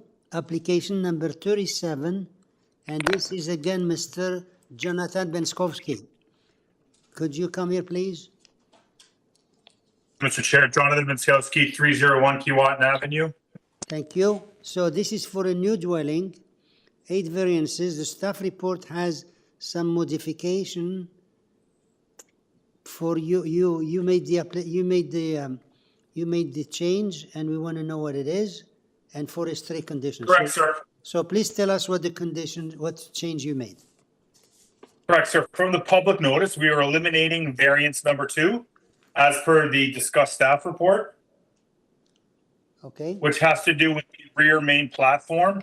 Originally, it was essentially in line with the side main walls. It has now been set in to the required setback of 1.8 meters. Okay, so you're removing number 2. Okay, please go ahead. Correct. Correct. So again, a proposal for a new single-family dwelling. The kind of one issue I'd like to address has to do with the main wall heights. Those main wall heights are caused by some architectural features at the front. The overall height of the dwelling is in line with what is in the neighborhood. In addition, basically the same thing with the side yard setbacks at 1.52 and 1.24 essentially mirrors what the adjacent properties are on the property. And I'd be happy to answer any questions that you might have. Okay, thank you. Yeah, that's straight. And there's a condition to building according to east and west elevation drawing. So we'll see what the members. Any question for this gentleman? He's eliminating number 2. And there is a condition for the condition from the staff report. So can I have a motion then? Unless you have questions. Ms. Satarodi? Yes. Yes, through you, Mr. Chair, I would like to put forward a motion to approve this application with the one modification that the variance number 2 have been eliminated. And also the proposal be constructed substantially accordance to east and west elevation drawings submitted to the city of Toronto and also subjected to urban forestry. Thank you. That's my motion. Thank you. Second? Ms. Manning seconding, all in favor? Okay, unanimous. Sir, your application is unanimously approved based on that change you made and based on the condition of the staff. Thank you. So now we're into application number 38. 38, which is 16 Glen Crescent, application number 38. And for this one, we have Osren Stambok. Are you there? Osren Stambok. I'm here. Yeah, Can you hear me? Could you please state your name and address for us? Oh, thank you. I didn't realize I was unmuted. So my name is Osren Stambok. I'm at 15 Moreland Road. Thank you. So we have here second story addition, 4 minor variances, forestry condition, no objection from transportation except conditions, and there is nobody else registered here. Members, do we need a presentation here? No? Okay. So, sir, we don't need a presentation. Do you want to add something before we go to committee? No, just thank you for your effort. Okay, thank you. Smart. So, please go ahead. Can I have a motion then? Ms. Satarodi? Yes. To you, Mr. Chair, it's a very straightforward application. Therefore, I would like to put forward a motion to approve this application, subjected to urban forestry and also subjected to transportation memo. Thank you. Second? Ms. Manning, seconding. All in favor? All in favor, Ms. Manning, you also there. Okay. So, sir, your application is approved unanimously, subject to forestry and transportation. Thank you. Number 39, which is 66 McGillivray, application number 39. And here we have Sarah Barkley. Are you there? Yes, good afternoon. Hi. Sarah Barkley from the North Sun Group. Your address, please. 18 Gloucester Lane, Toronto. Thank you. And this is a new dwelling. We have the 6 variances and 11 letters of support. Now the lot coverage in this one is 37.5 as compared to 30. Could you please tell us what has been approved in the area? Yeah, actually, I did submit a map to the committee, if staff could kindly bring that up. We do have examples of other approvals in the neighborhood. And I do also just want to point out that the coverage is including a concrete ledge where the garage actually projects forward 2 feet, just to gain a little bit of extra storage space.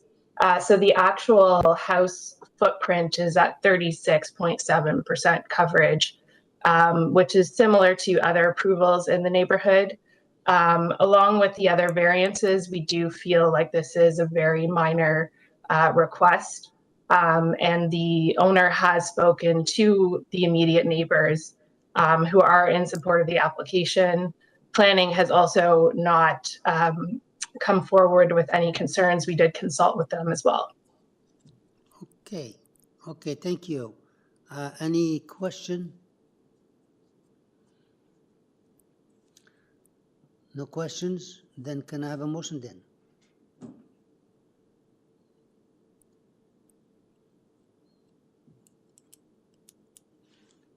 Mr. Hunt? Thank you, Mr. Chair. I believe that this is a fairly straightforward application, and I'm going to move that, given there were no department concerns or comments, and there were several letters of support from immediate neighbors, I move approval of this. Thank you. Second? We don't have a second? Okay, then can I have another motion, please?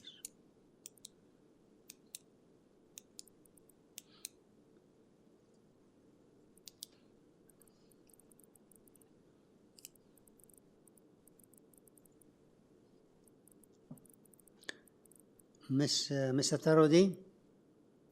Yes, through you, Mr. Chair. I still haven't been convinced for the lot coverage, although the explanation have been presented that the house is 36.6%.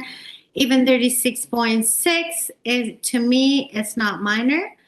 Although staff did not submit any letters or any condition, but I would like to put forward a motion to approve this application with the following changes.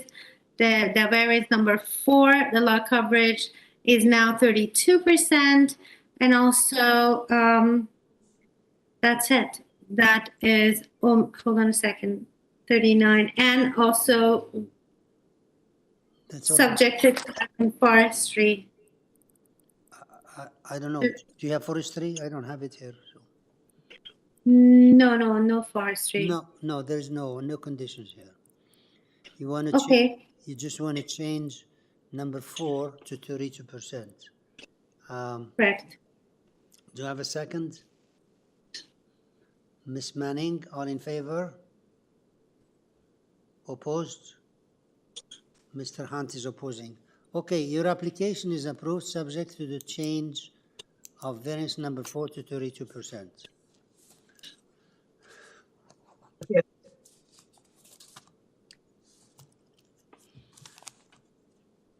Number 40, which is 202 Rainer Road, application number 40. And for this, we have Jordan Steinberg. Are you there? Yes, I'm here. How you doing? Can you hear me? Yes, we hear you. Could you please repeat your name and address for us? My name is Jordan Steinberg. This is about application for 202 Rainer Road. My address is 66 Livingstone Avenue. Okay, and this is a new dwelling with 6 variances. Staff, yes, sir. Staff has only condition to build according to site plan. Forestry condition 1 and 1 letter of objection, and councillor supports the application. So could you please, since we have 1, 2, 3 speakers, could you please give us a presentation? Short presentation of 5 minutes. No problem. So this is a home I'm building for my family and I.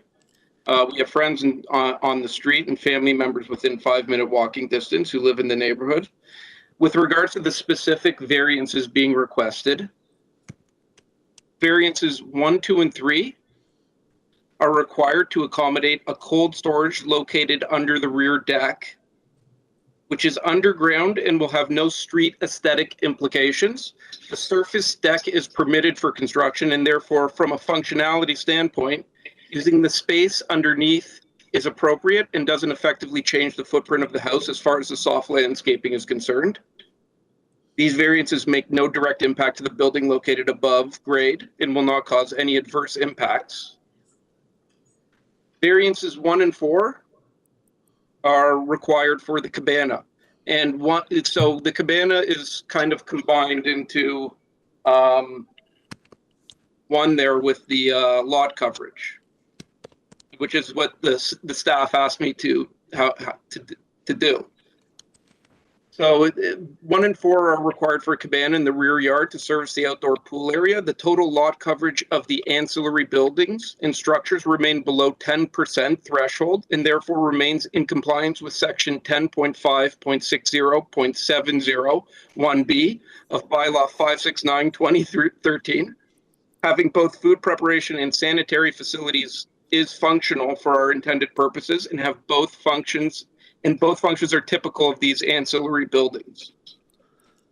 And variances 5 and 6 are required as these sections of the former bylaw 7625 have not yet been repealed through the ongoing OLT proceedings.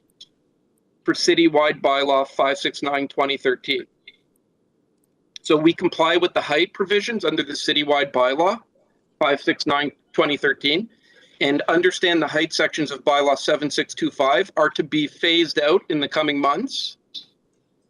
The heights were designed to be in compliance with the new bylaw, which has the height taken from the grade on the property, not from the street, and allows for under 50% flat roof, rather than 25% as stipulated in bylaw 7625. For these reasons, we believe that the minor variances we are requesting maintain the general intent of the official plan and zoning bylaw amendment, is considered desirable for the appropriate development of the land, and is minor in nature. We ask that the Committee of Adjustments approve these items. Thank you, and I really appreciate your time and consideration. Thank you. We have a few more speakers, and after we finish them, we'll come back to you. Sam Gu, GU, are you there? Mr. Chair, we do not have Sam on the line. He's not there. Okay. Jacob Aloni, are you there? We do not have Jacob on the line. No? Okay. Actually, Jacob Aloni he wrote a letter to objection, but then he rescinded it and now he supports it. That's what his letter said. Now, Miss Lanzilotti, are you there? Lanzilotti? Faustina, you have been unmuted. Okay, so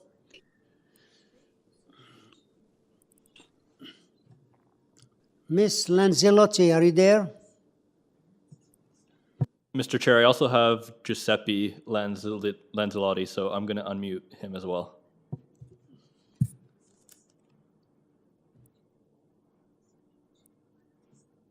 Giuseppe, you've been unmuted. Can you hear me? Okay. We are in favor.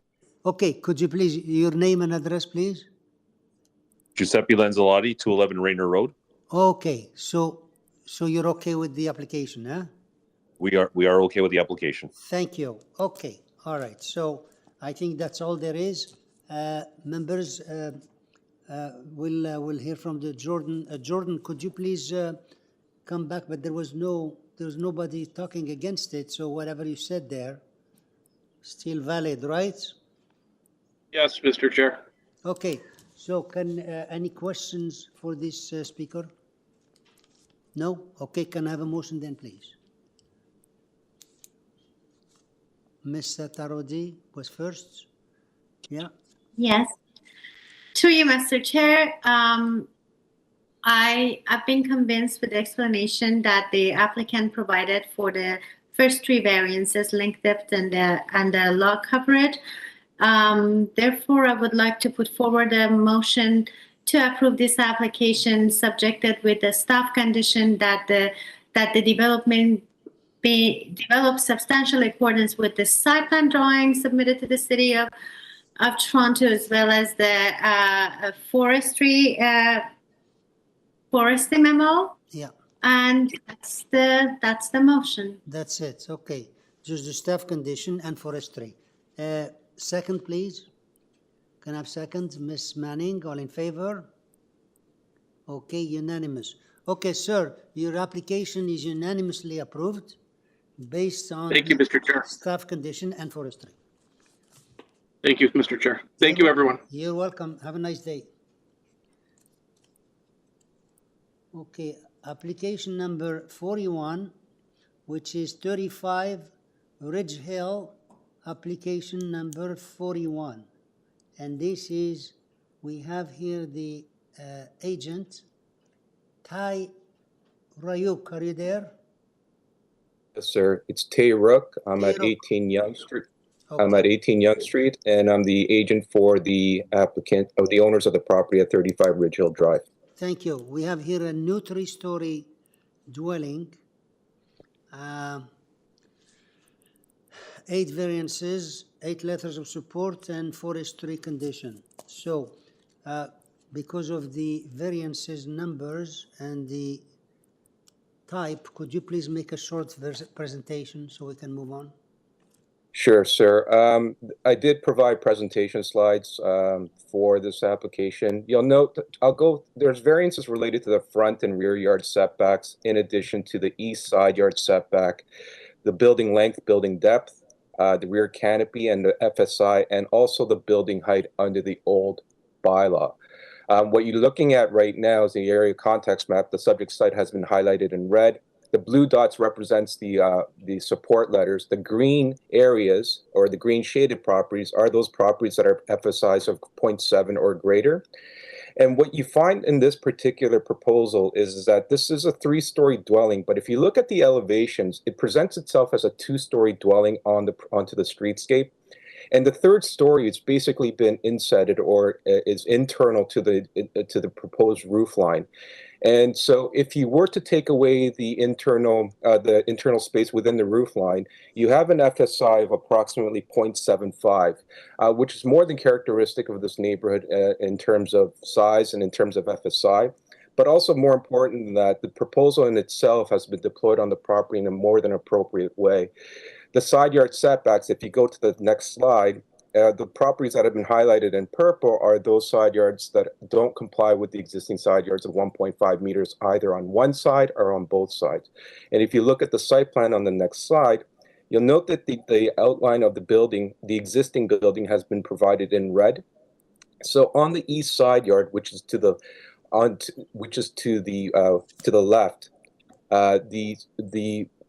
the side yard on the bottom, you'll note that we're matching the existing side yard setback of the existing building on that particular side. And you'll also note that we positioned the building further on the west side than the existing on the top of the site plan, what you have in front of you.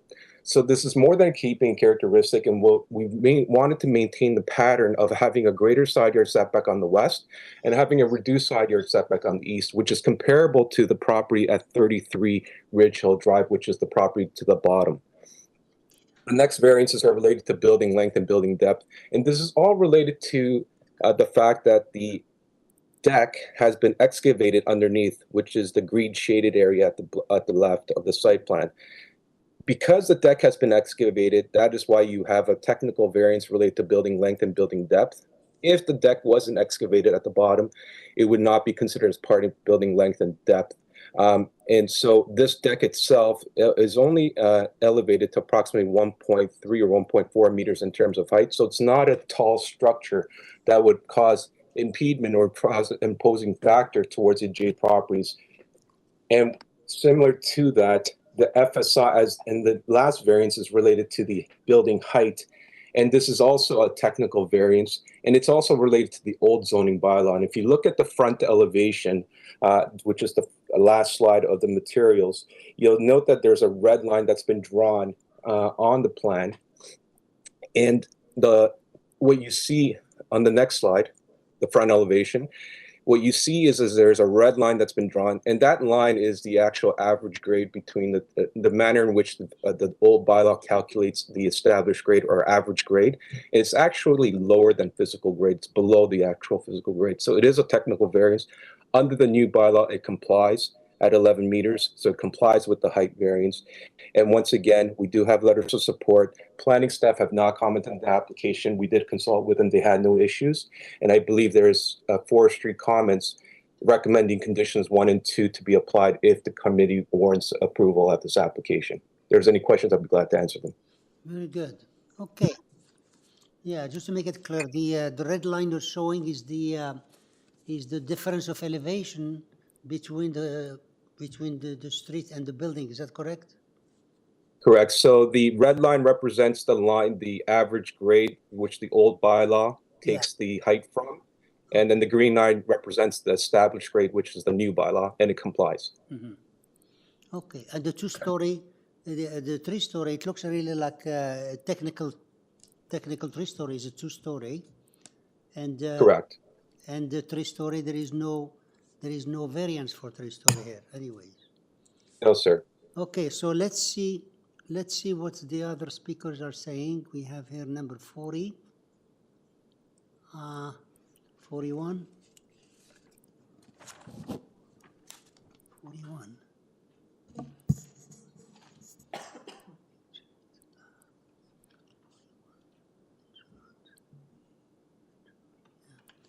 Okay, so we, members, any question? Because I don't have any other speaker here. Mr. Moderator, there's no other speaker here, huh? Okay, yeah, we'll let him make a presentation because of the 9 variances, the 8 variances that looks over development. So please, any question? No. Ms. Satarodi, question? No, if there, yes. Okay. If there's no other question, I'm ready to put forward a motion. I mean, I have some question, but the applicant clearly explained all of them, and I got all my answers, and therefore I believe this is minor, although the number of variants are more than like around 8, but it's minor. Therefore, I would like to put forward a motion to approve this application subjected to urban forestry. Forestry, thank you. Second? Second, Ms. Manning, all in favor? Unanimous. Okay, sir, your application is unanimously approved, subject to only forestry. Thank you very much. You're welcome. And application number 42, which is 25 Finhurst Drive, application number 42. And this we have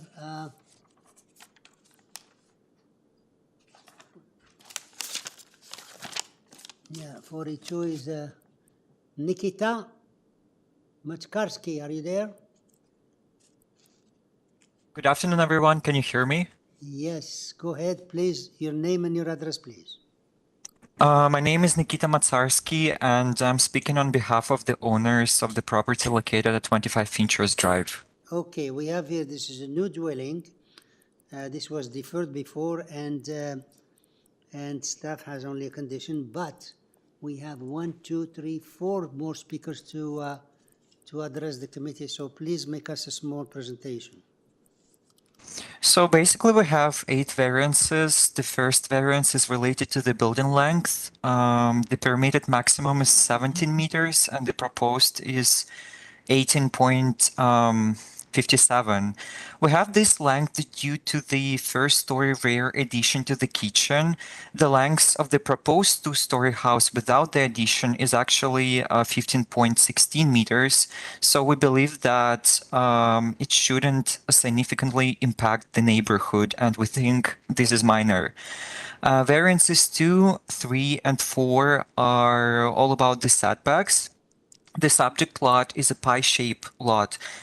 Because of that, we had some difficulties placing the house on it. And if you look at the site plan or survey, you'll see that the yards are not straight and that the distance from the lot lines to the house varies. In some places, it is even more than the required minimum. Besides, the adjacent lots and houses on them have a similar problem. They don't comply either. So we think this is minor. The 5th variance is the height.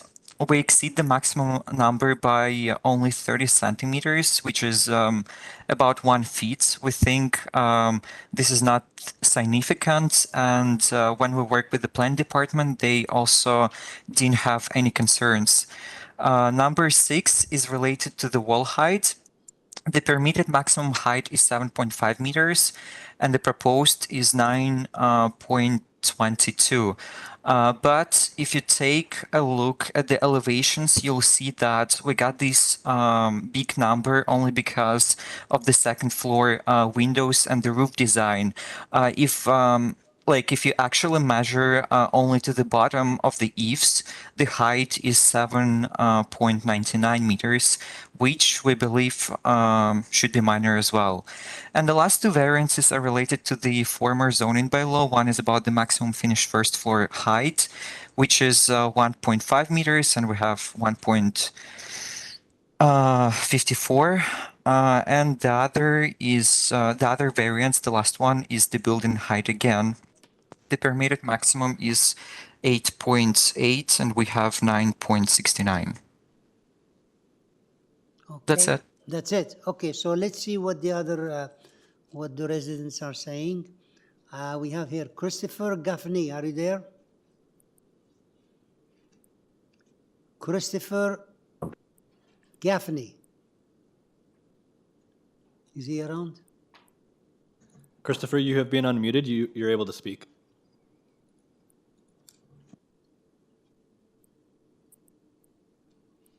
Christopher Gaffney, are you still around? Christopher, please stop muting and unmuting yourself. Staff will handle that. We'll go to the next one. Let's try Christopher one more time. Christopher, you can speak now. Want to try him again?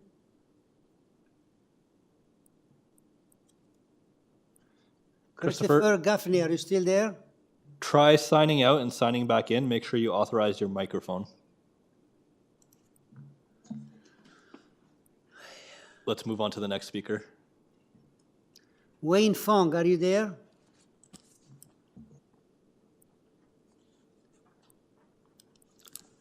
Wayne Fong, are you there?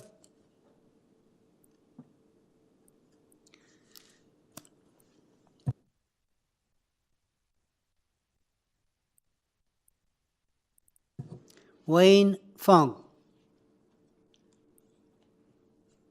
We'll go to the next one, Denise. Chris, we'll go to the next one. Denise and Alex Young. Who's speaking? Yeah, it's Alex Young, Denise's husband, 23 Finchers Drive. We're on the south. Yeah, I got the address. Okay, so tell us, please, what's your concern about this application? Sure. There's been a series of applications which were deferred. So mostly we attended so that we could make sure that we understood what the final changes were that were being proposed.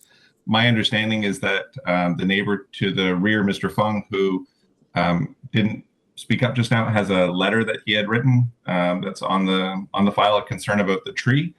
That's on the drawing, I think, at the south end of the house. I believe the forestry report might speak to that, but I don't understand how the forestry works. So my concern really is just that the city planner proposals that the lot be subject to those conditions be maintained, and that the trees, for the reasons of the neighborhood as well as our privacy on our side, be maintained. This new proposal is quite a bit different than the original and then the second one that were deferred. So many of the concerns that we had previously look like they've been addressed. Okay, so you're right. We don't decide anything about the trees here, and you said Mr. Fong is the one who has another question, so we're trying to reach him too. In the meantime, for Alex Young, do you have any question? Miss Manning? You just mentioned the trees, which of course we don't deal with here, but what is the privacy concern? So it's not as large as it was previously. There's a large deck and now I guess a large sunroom that's going on the, I guess it's called the first floor, but given the height of the basement. So those are looking over our house now, into our backyard. So I believe the existing tree would maintain some of that privacy. With that tree gone, I believe their sunroom and deck would look over into our backyard. It's quite a high deck. It's like over 8 feet tall, I think. So even with high fences, it would be staring directly into our backyard. But I don't think they're asking for I don't understand the variances to be asking for permission to do that large deck any longer. Okay, any other question? No? Okay, so we go to the next speaker. Is Christopher back? Christopher Gaffney? No comment. He just said no comment. No, not yet. No, he just said no comment. Oh, he said no comment? Yeah. Okay, Mr. Gaffney? Sorry? Yeah, you're a speaker here. Could you, did you say you have no comments or you want to speak? No, I would agree with what my neighbor Alex just said. I don't really have anything further to add to that. Okay, thank you. That's very smart. Repeating the same thing over and over again is not, it doesn't help the situation. So now we have, how about, thank you. How about Wayne Fong? Are you still there? Wayne Fong, are you still there?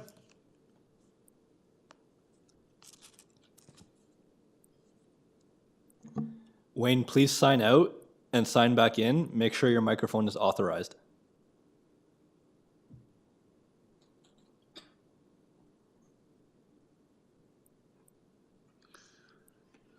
We can hold him and go to the next one.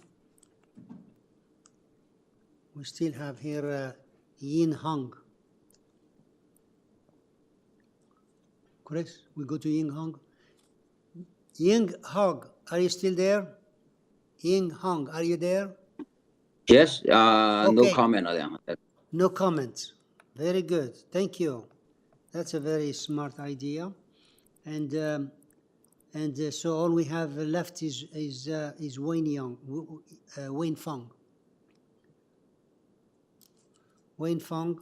I see Wayne has signed out. We're just waiting for him to sign back in. Okay.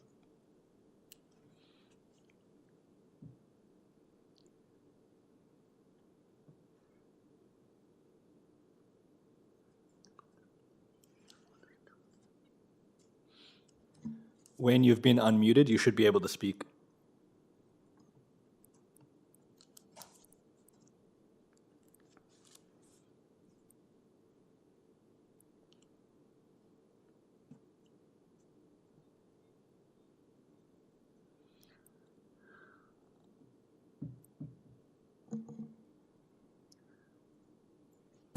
Okay, Wayne Fong, we're going to go one more time, and then we have to move on. Wayne Fong, can you please respond if you're there?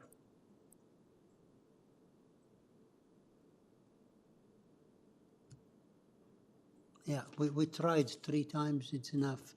Okay, members, any question for the, no, actually the agent should respond. Okay, the Nikita Macharsky, are you, can you please respond to those concerns?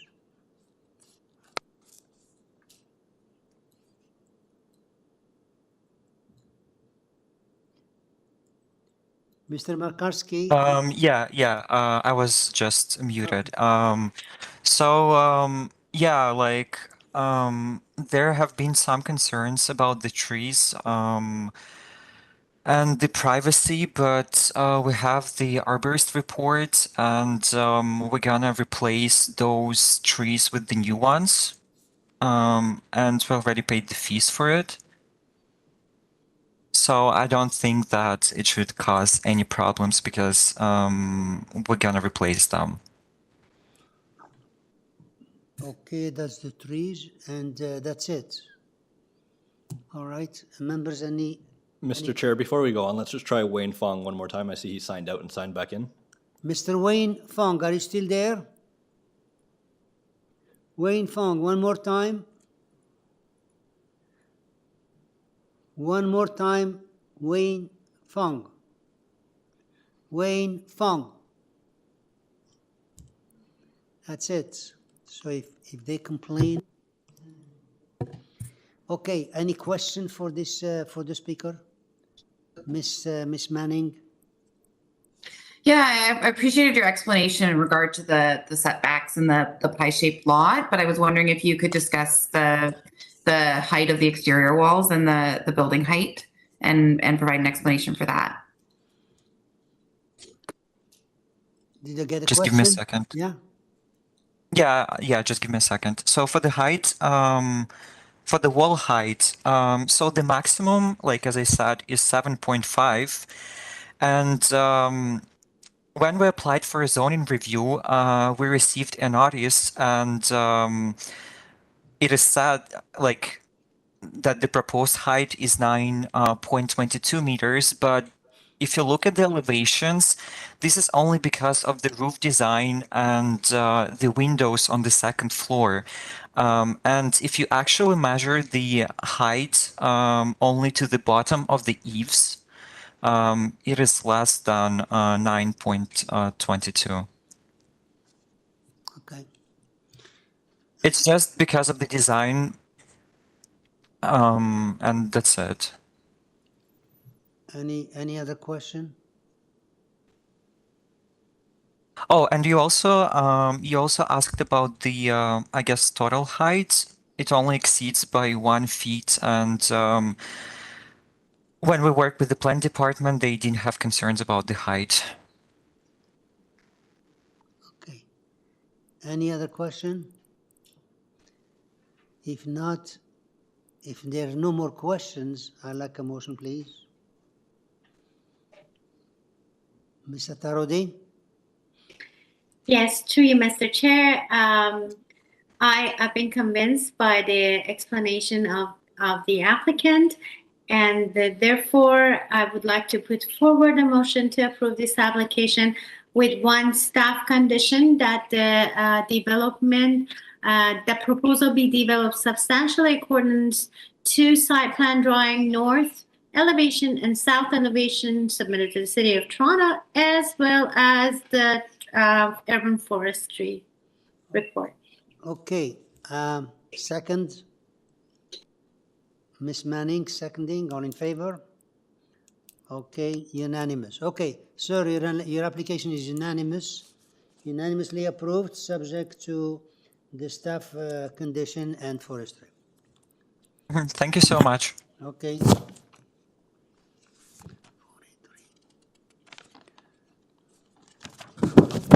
Number 44, huh?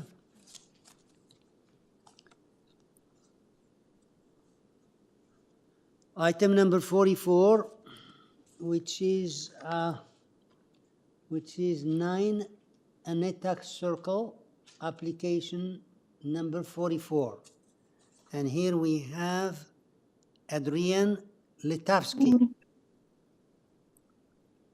I have here Anita Litavsky, Richard McGregor, and Alan Borensky, and Vitaly Taksky. All these registered under the same ownership. So could you please tell us who's available? This is Adrian Latavsky speaking. Can you hear me, sir? Yes, you're the agent. Please say your name again and your address, please. Yes, indeed. My name is Adrian Latavsky, and my planning firm is Johnston Latavsky, and I am here to speak on behalf of the applicant. Thank you. So this is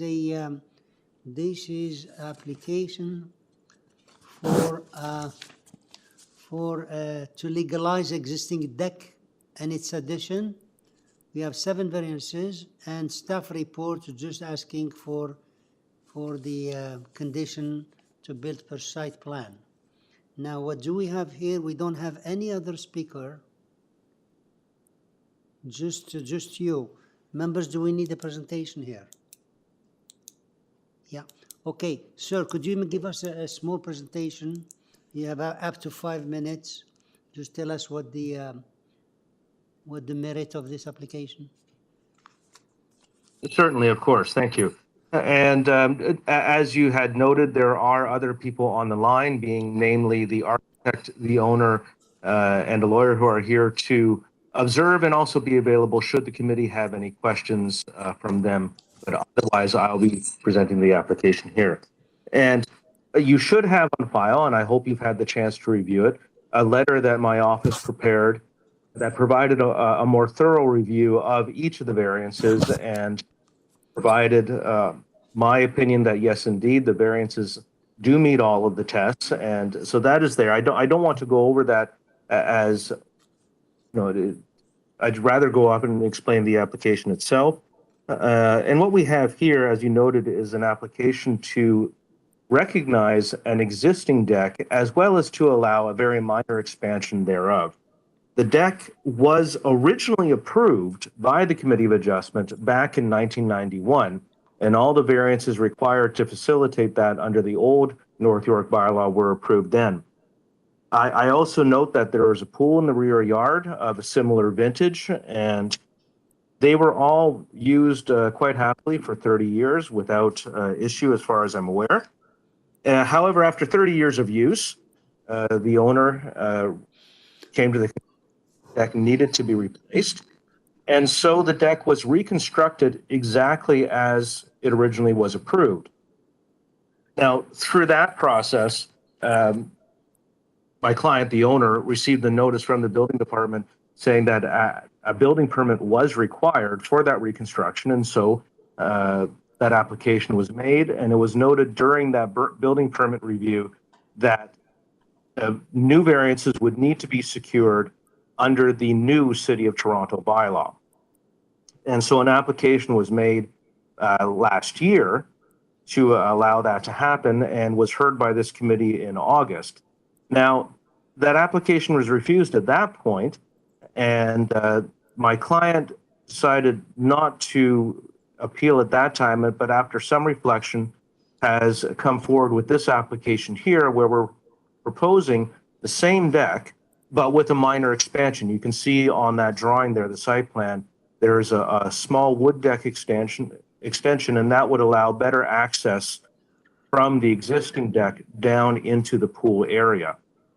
Now, during that previous committee hearing, there were some concerns expressed about the amount of soft landscaping. And so this new plan that you have before you proposes more soft landscaping.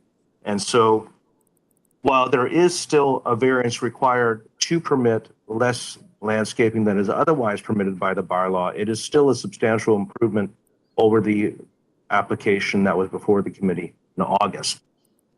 Otherwise, I do point out, and I do go through it in the letter that you have on file, that the variances that we are requesting really are, to a very large extent, a reiteration and a resecuring of the variances that were otherwise approved 30 years ago in 1991 under the former North York bylaw. And it's really, once again, to facilitate this deck that has existed without any real issue for all that time. Now, I do note that, as you noted, there is a staff report, and it is a supportive staff report. It does note the one condition where they ask that any approval be tied to the drawing that you have before you, and we are fine with that condition.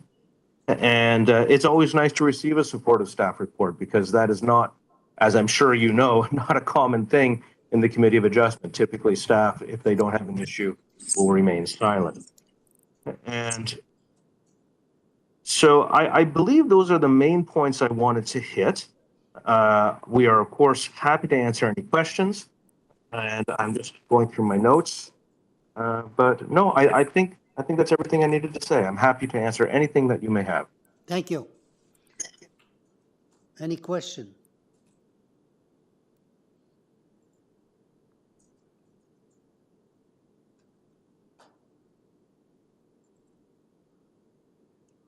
If no question, can I have a motion, please?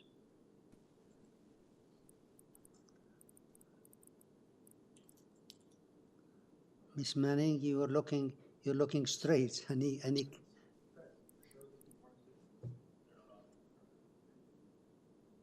Can I have a motion there, please? Mr. Hunt, please go ahead. Thank you, Mr. Chair.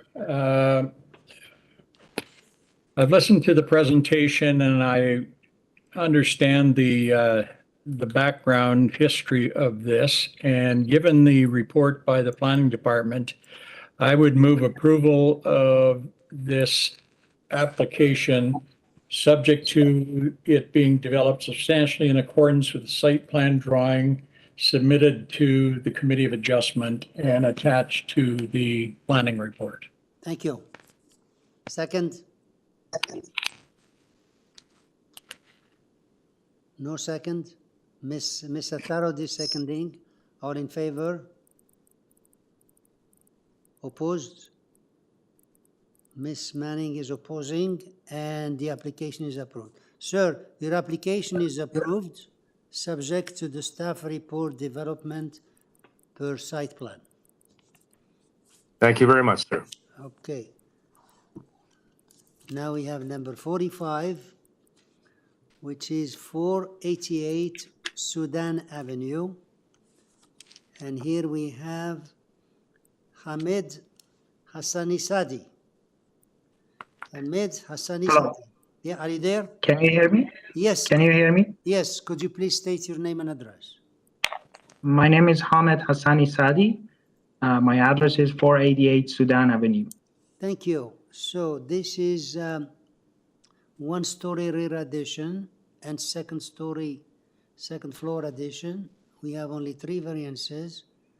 Transportation report, no objection. 1 letter of support, and transportation, no objection. There were lots of other letters of support from earlier dates, but as far as the current one is 1 letter. So we have, I'll see if we have anybody. So we don't have any owner. Yeah, we have one more speaker. So we need a small presentation from you, please.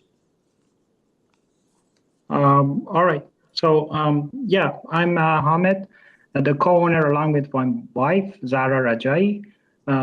We are a couple in our early 30s, and we want to have kids in this friendly neighborhood.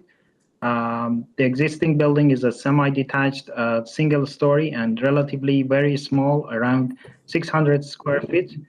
There's no bedroom in main floor, just 1 bedroom in a very short ceiling basement. There's only 1 bathroom for the whole property. So we are proposing to do a rear extension on the main floor and add a second story with 3 bedrooms, which is a very common floor plan in this area for this lot size of semi-detached houses. Similar projects have been done in this neighborhood recently. For example, 492 and 494 Sudan Avenue. They have same lot size as our property. We talked to both our adjacent neighbors, and we explained our plans to them, and they don't have any objections. They both provide us letters of support that we submitted to the committee. Our party wall neighbor, 490 Sudan Avenue, expressed their concerns about the quality of materials we are going to use on the party wall, and we assured them to use high quality materials, especially soundproofing the party wall. So both parties can benefit from it, because we believe both properties will benefit from having a soundproof and high quality materials of party wall. They support our plan, and I think that's all I wanted to say. Okay, we'll see if the other resident is around. Carol Morcos, are you there? Carol Morcos, is she around? Carol, you are unmuted. You should be able to speak.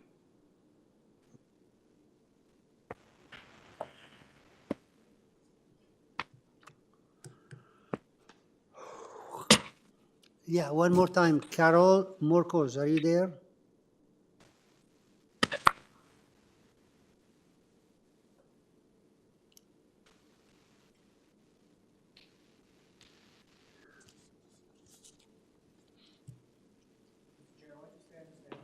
Yeah, we'll go to the next one. Thank you. We'll go to the next one because that's the only one we have left. Just that's Marcos. Carol, can you sign out and sign back in?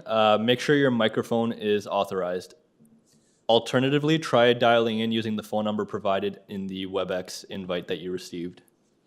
But we can still go to the next one, on hold this. Okay. Yes. Okay, 46, application 46, which is 1001 Castlefield Avenue, application 46. And here we have Juan Martinez. Juan Martinez, are you there? Good afternoon, Sir Chair. Can you hear me? Yeah, could you please state your name and address for us? My name is Juan Martinez. I'm a planner at the Sample Service located at 900 the East Mall.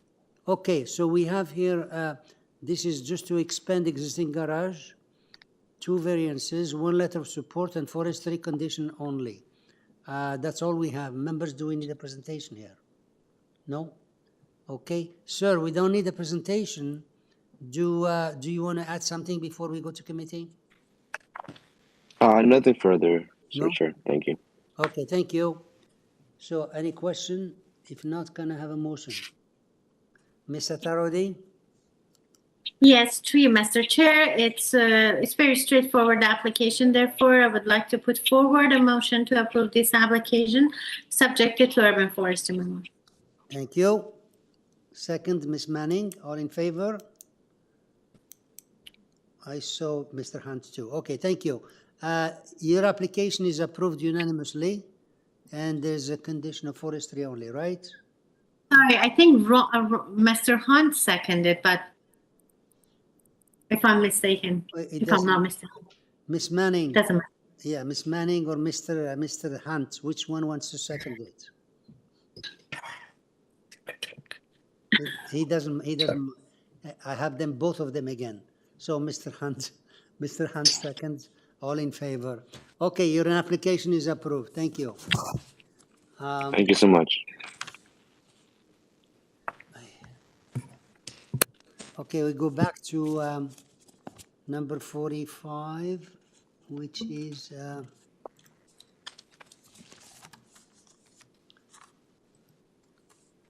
we have Carol Morcos, right? Yes, that's right. Yes, that's correct.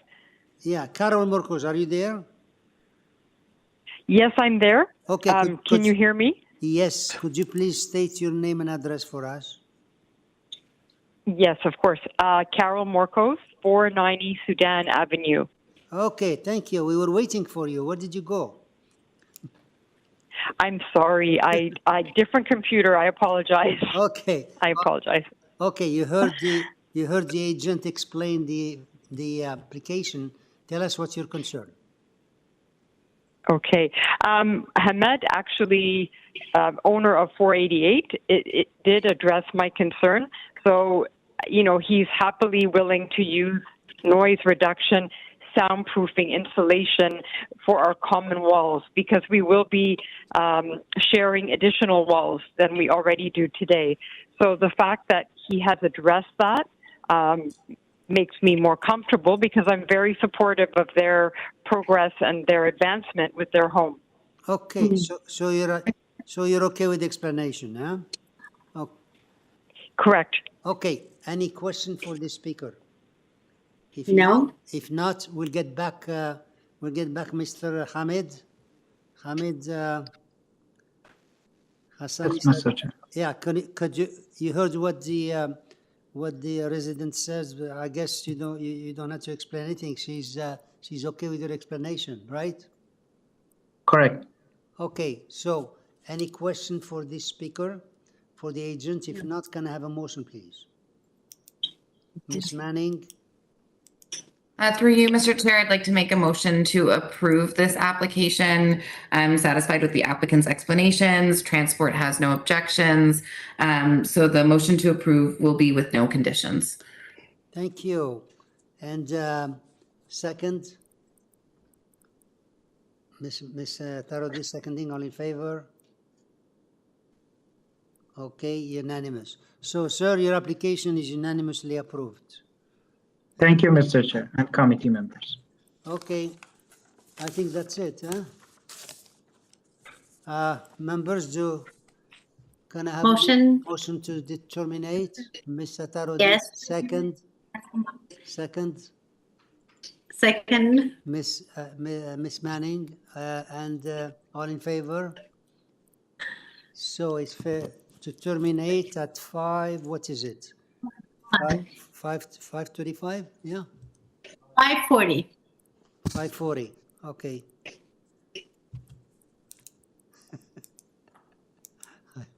Okay. 42. Thank you. Well, have a great evening, everyone. You too, members. Thank you.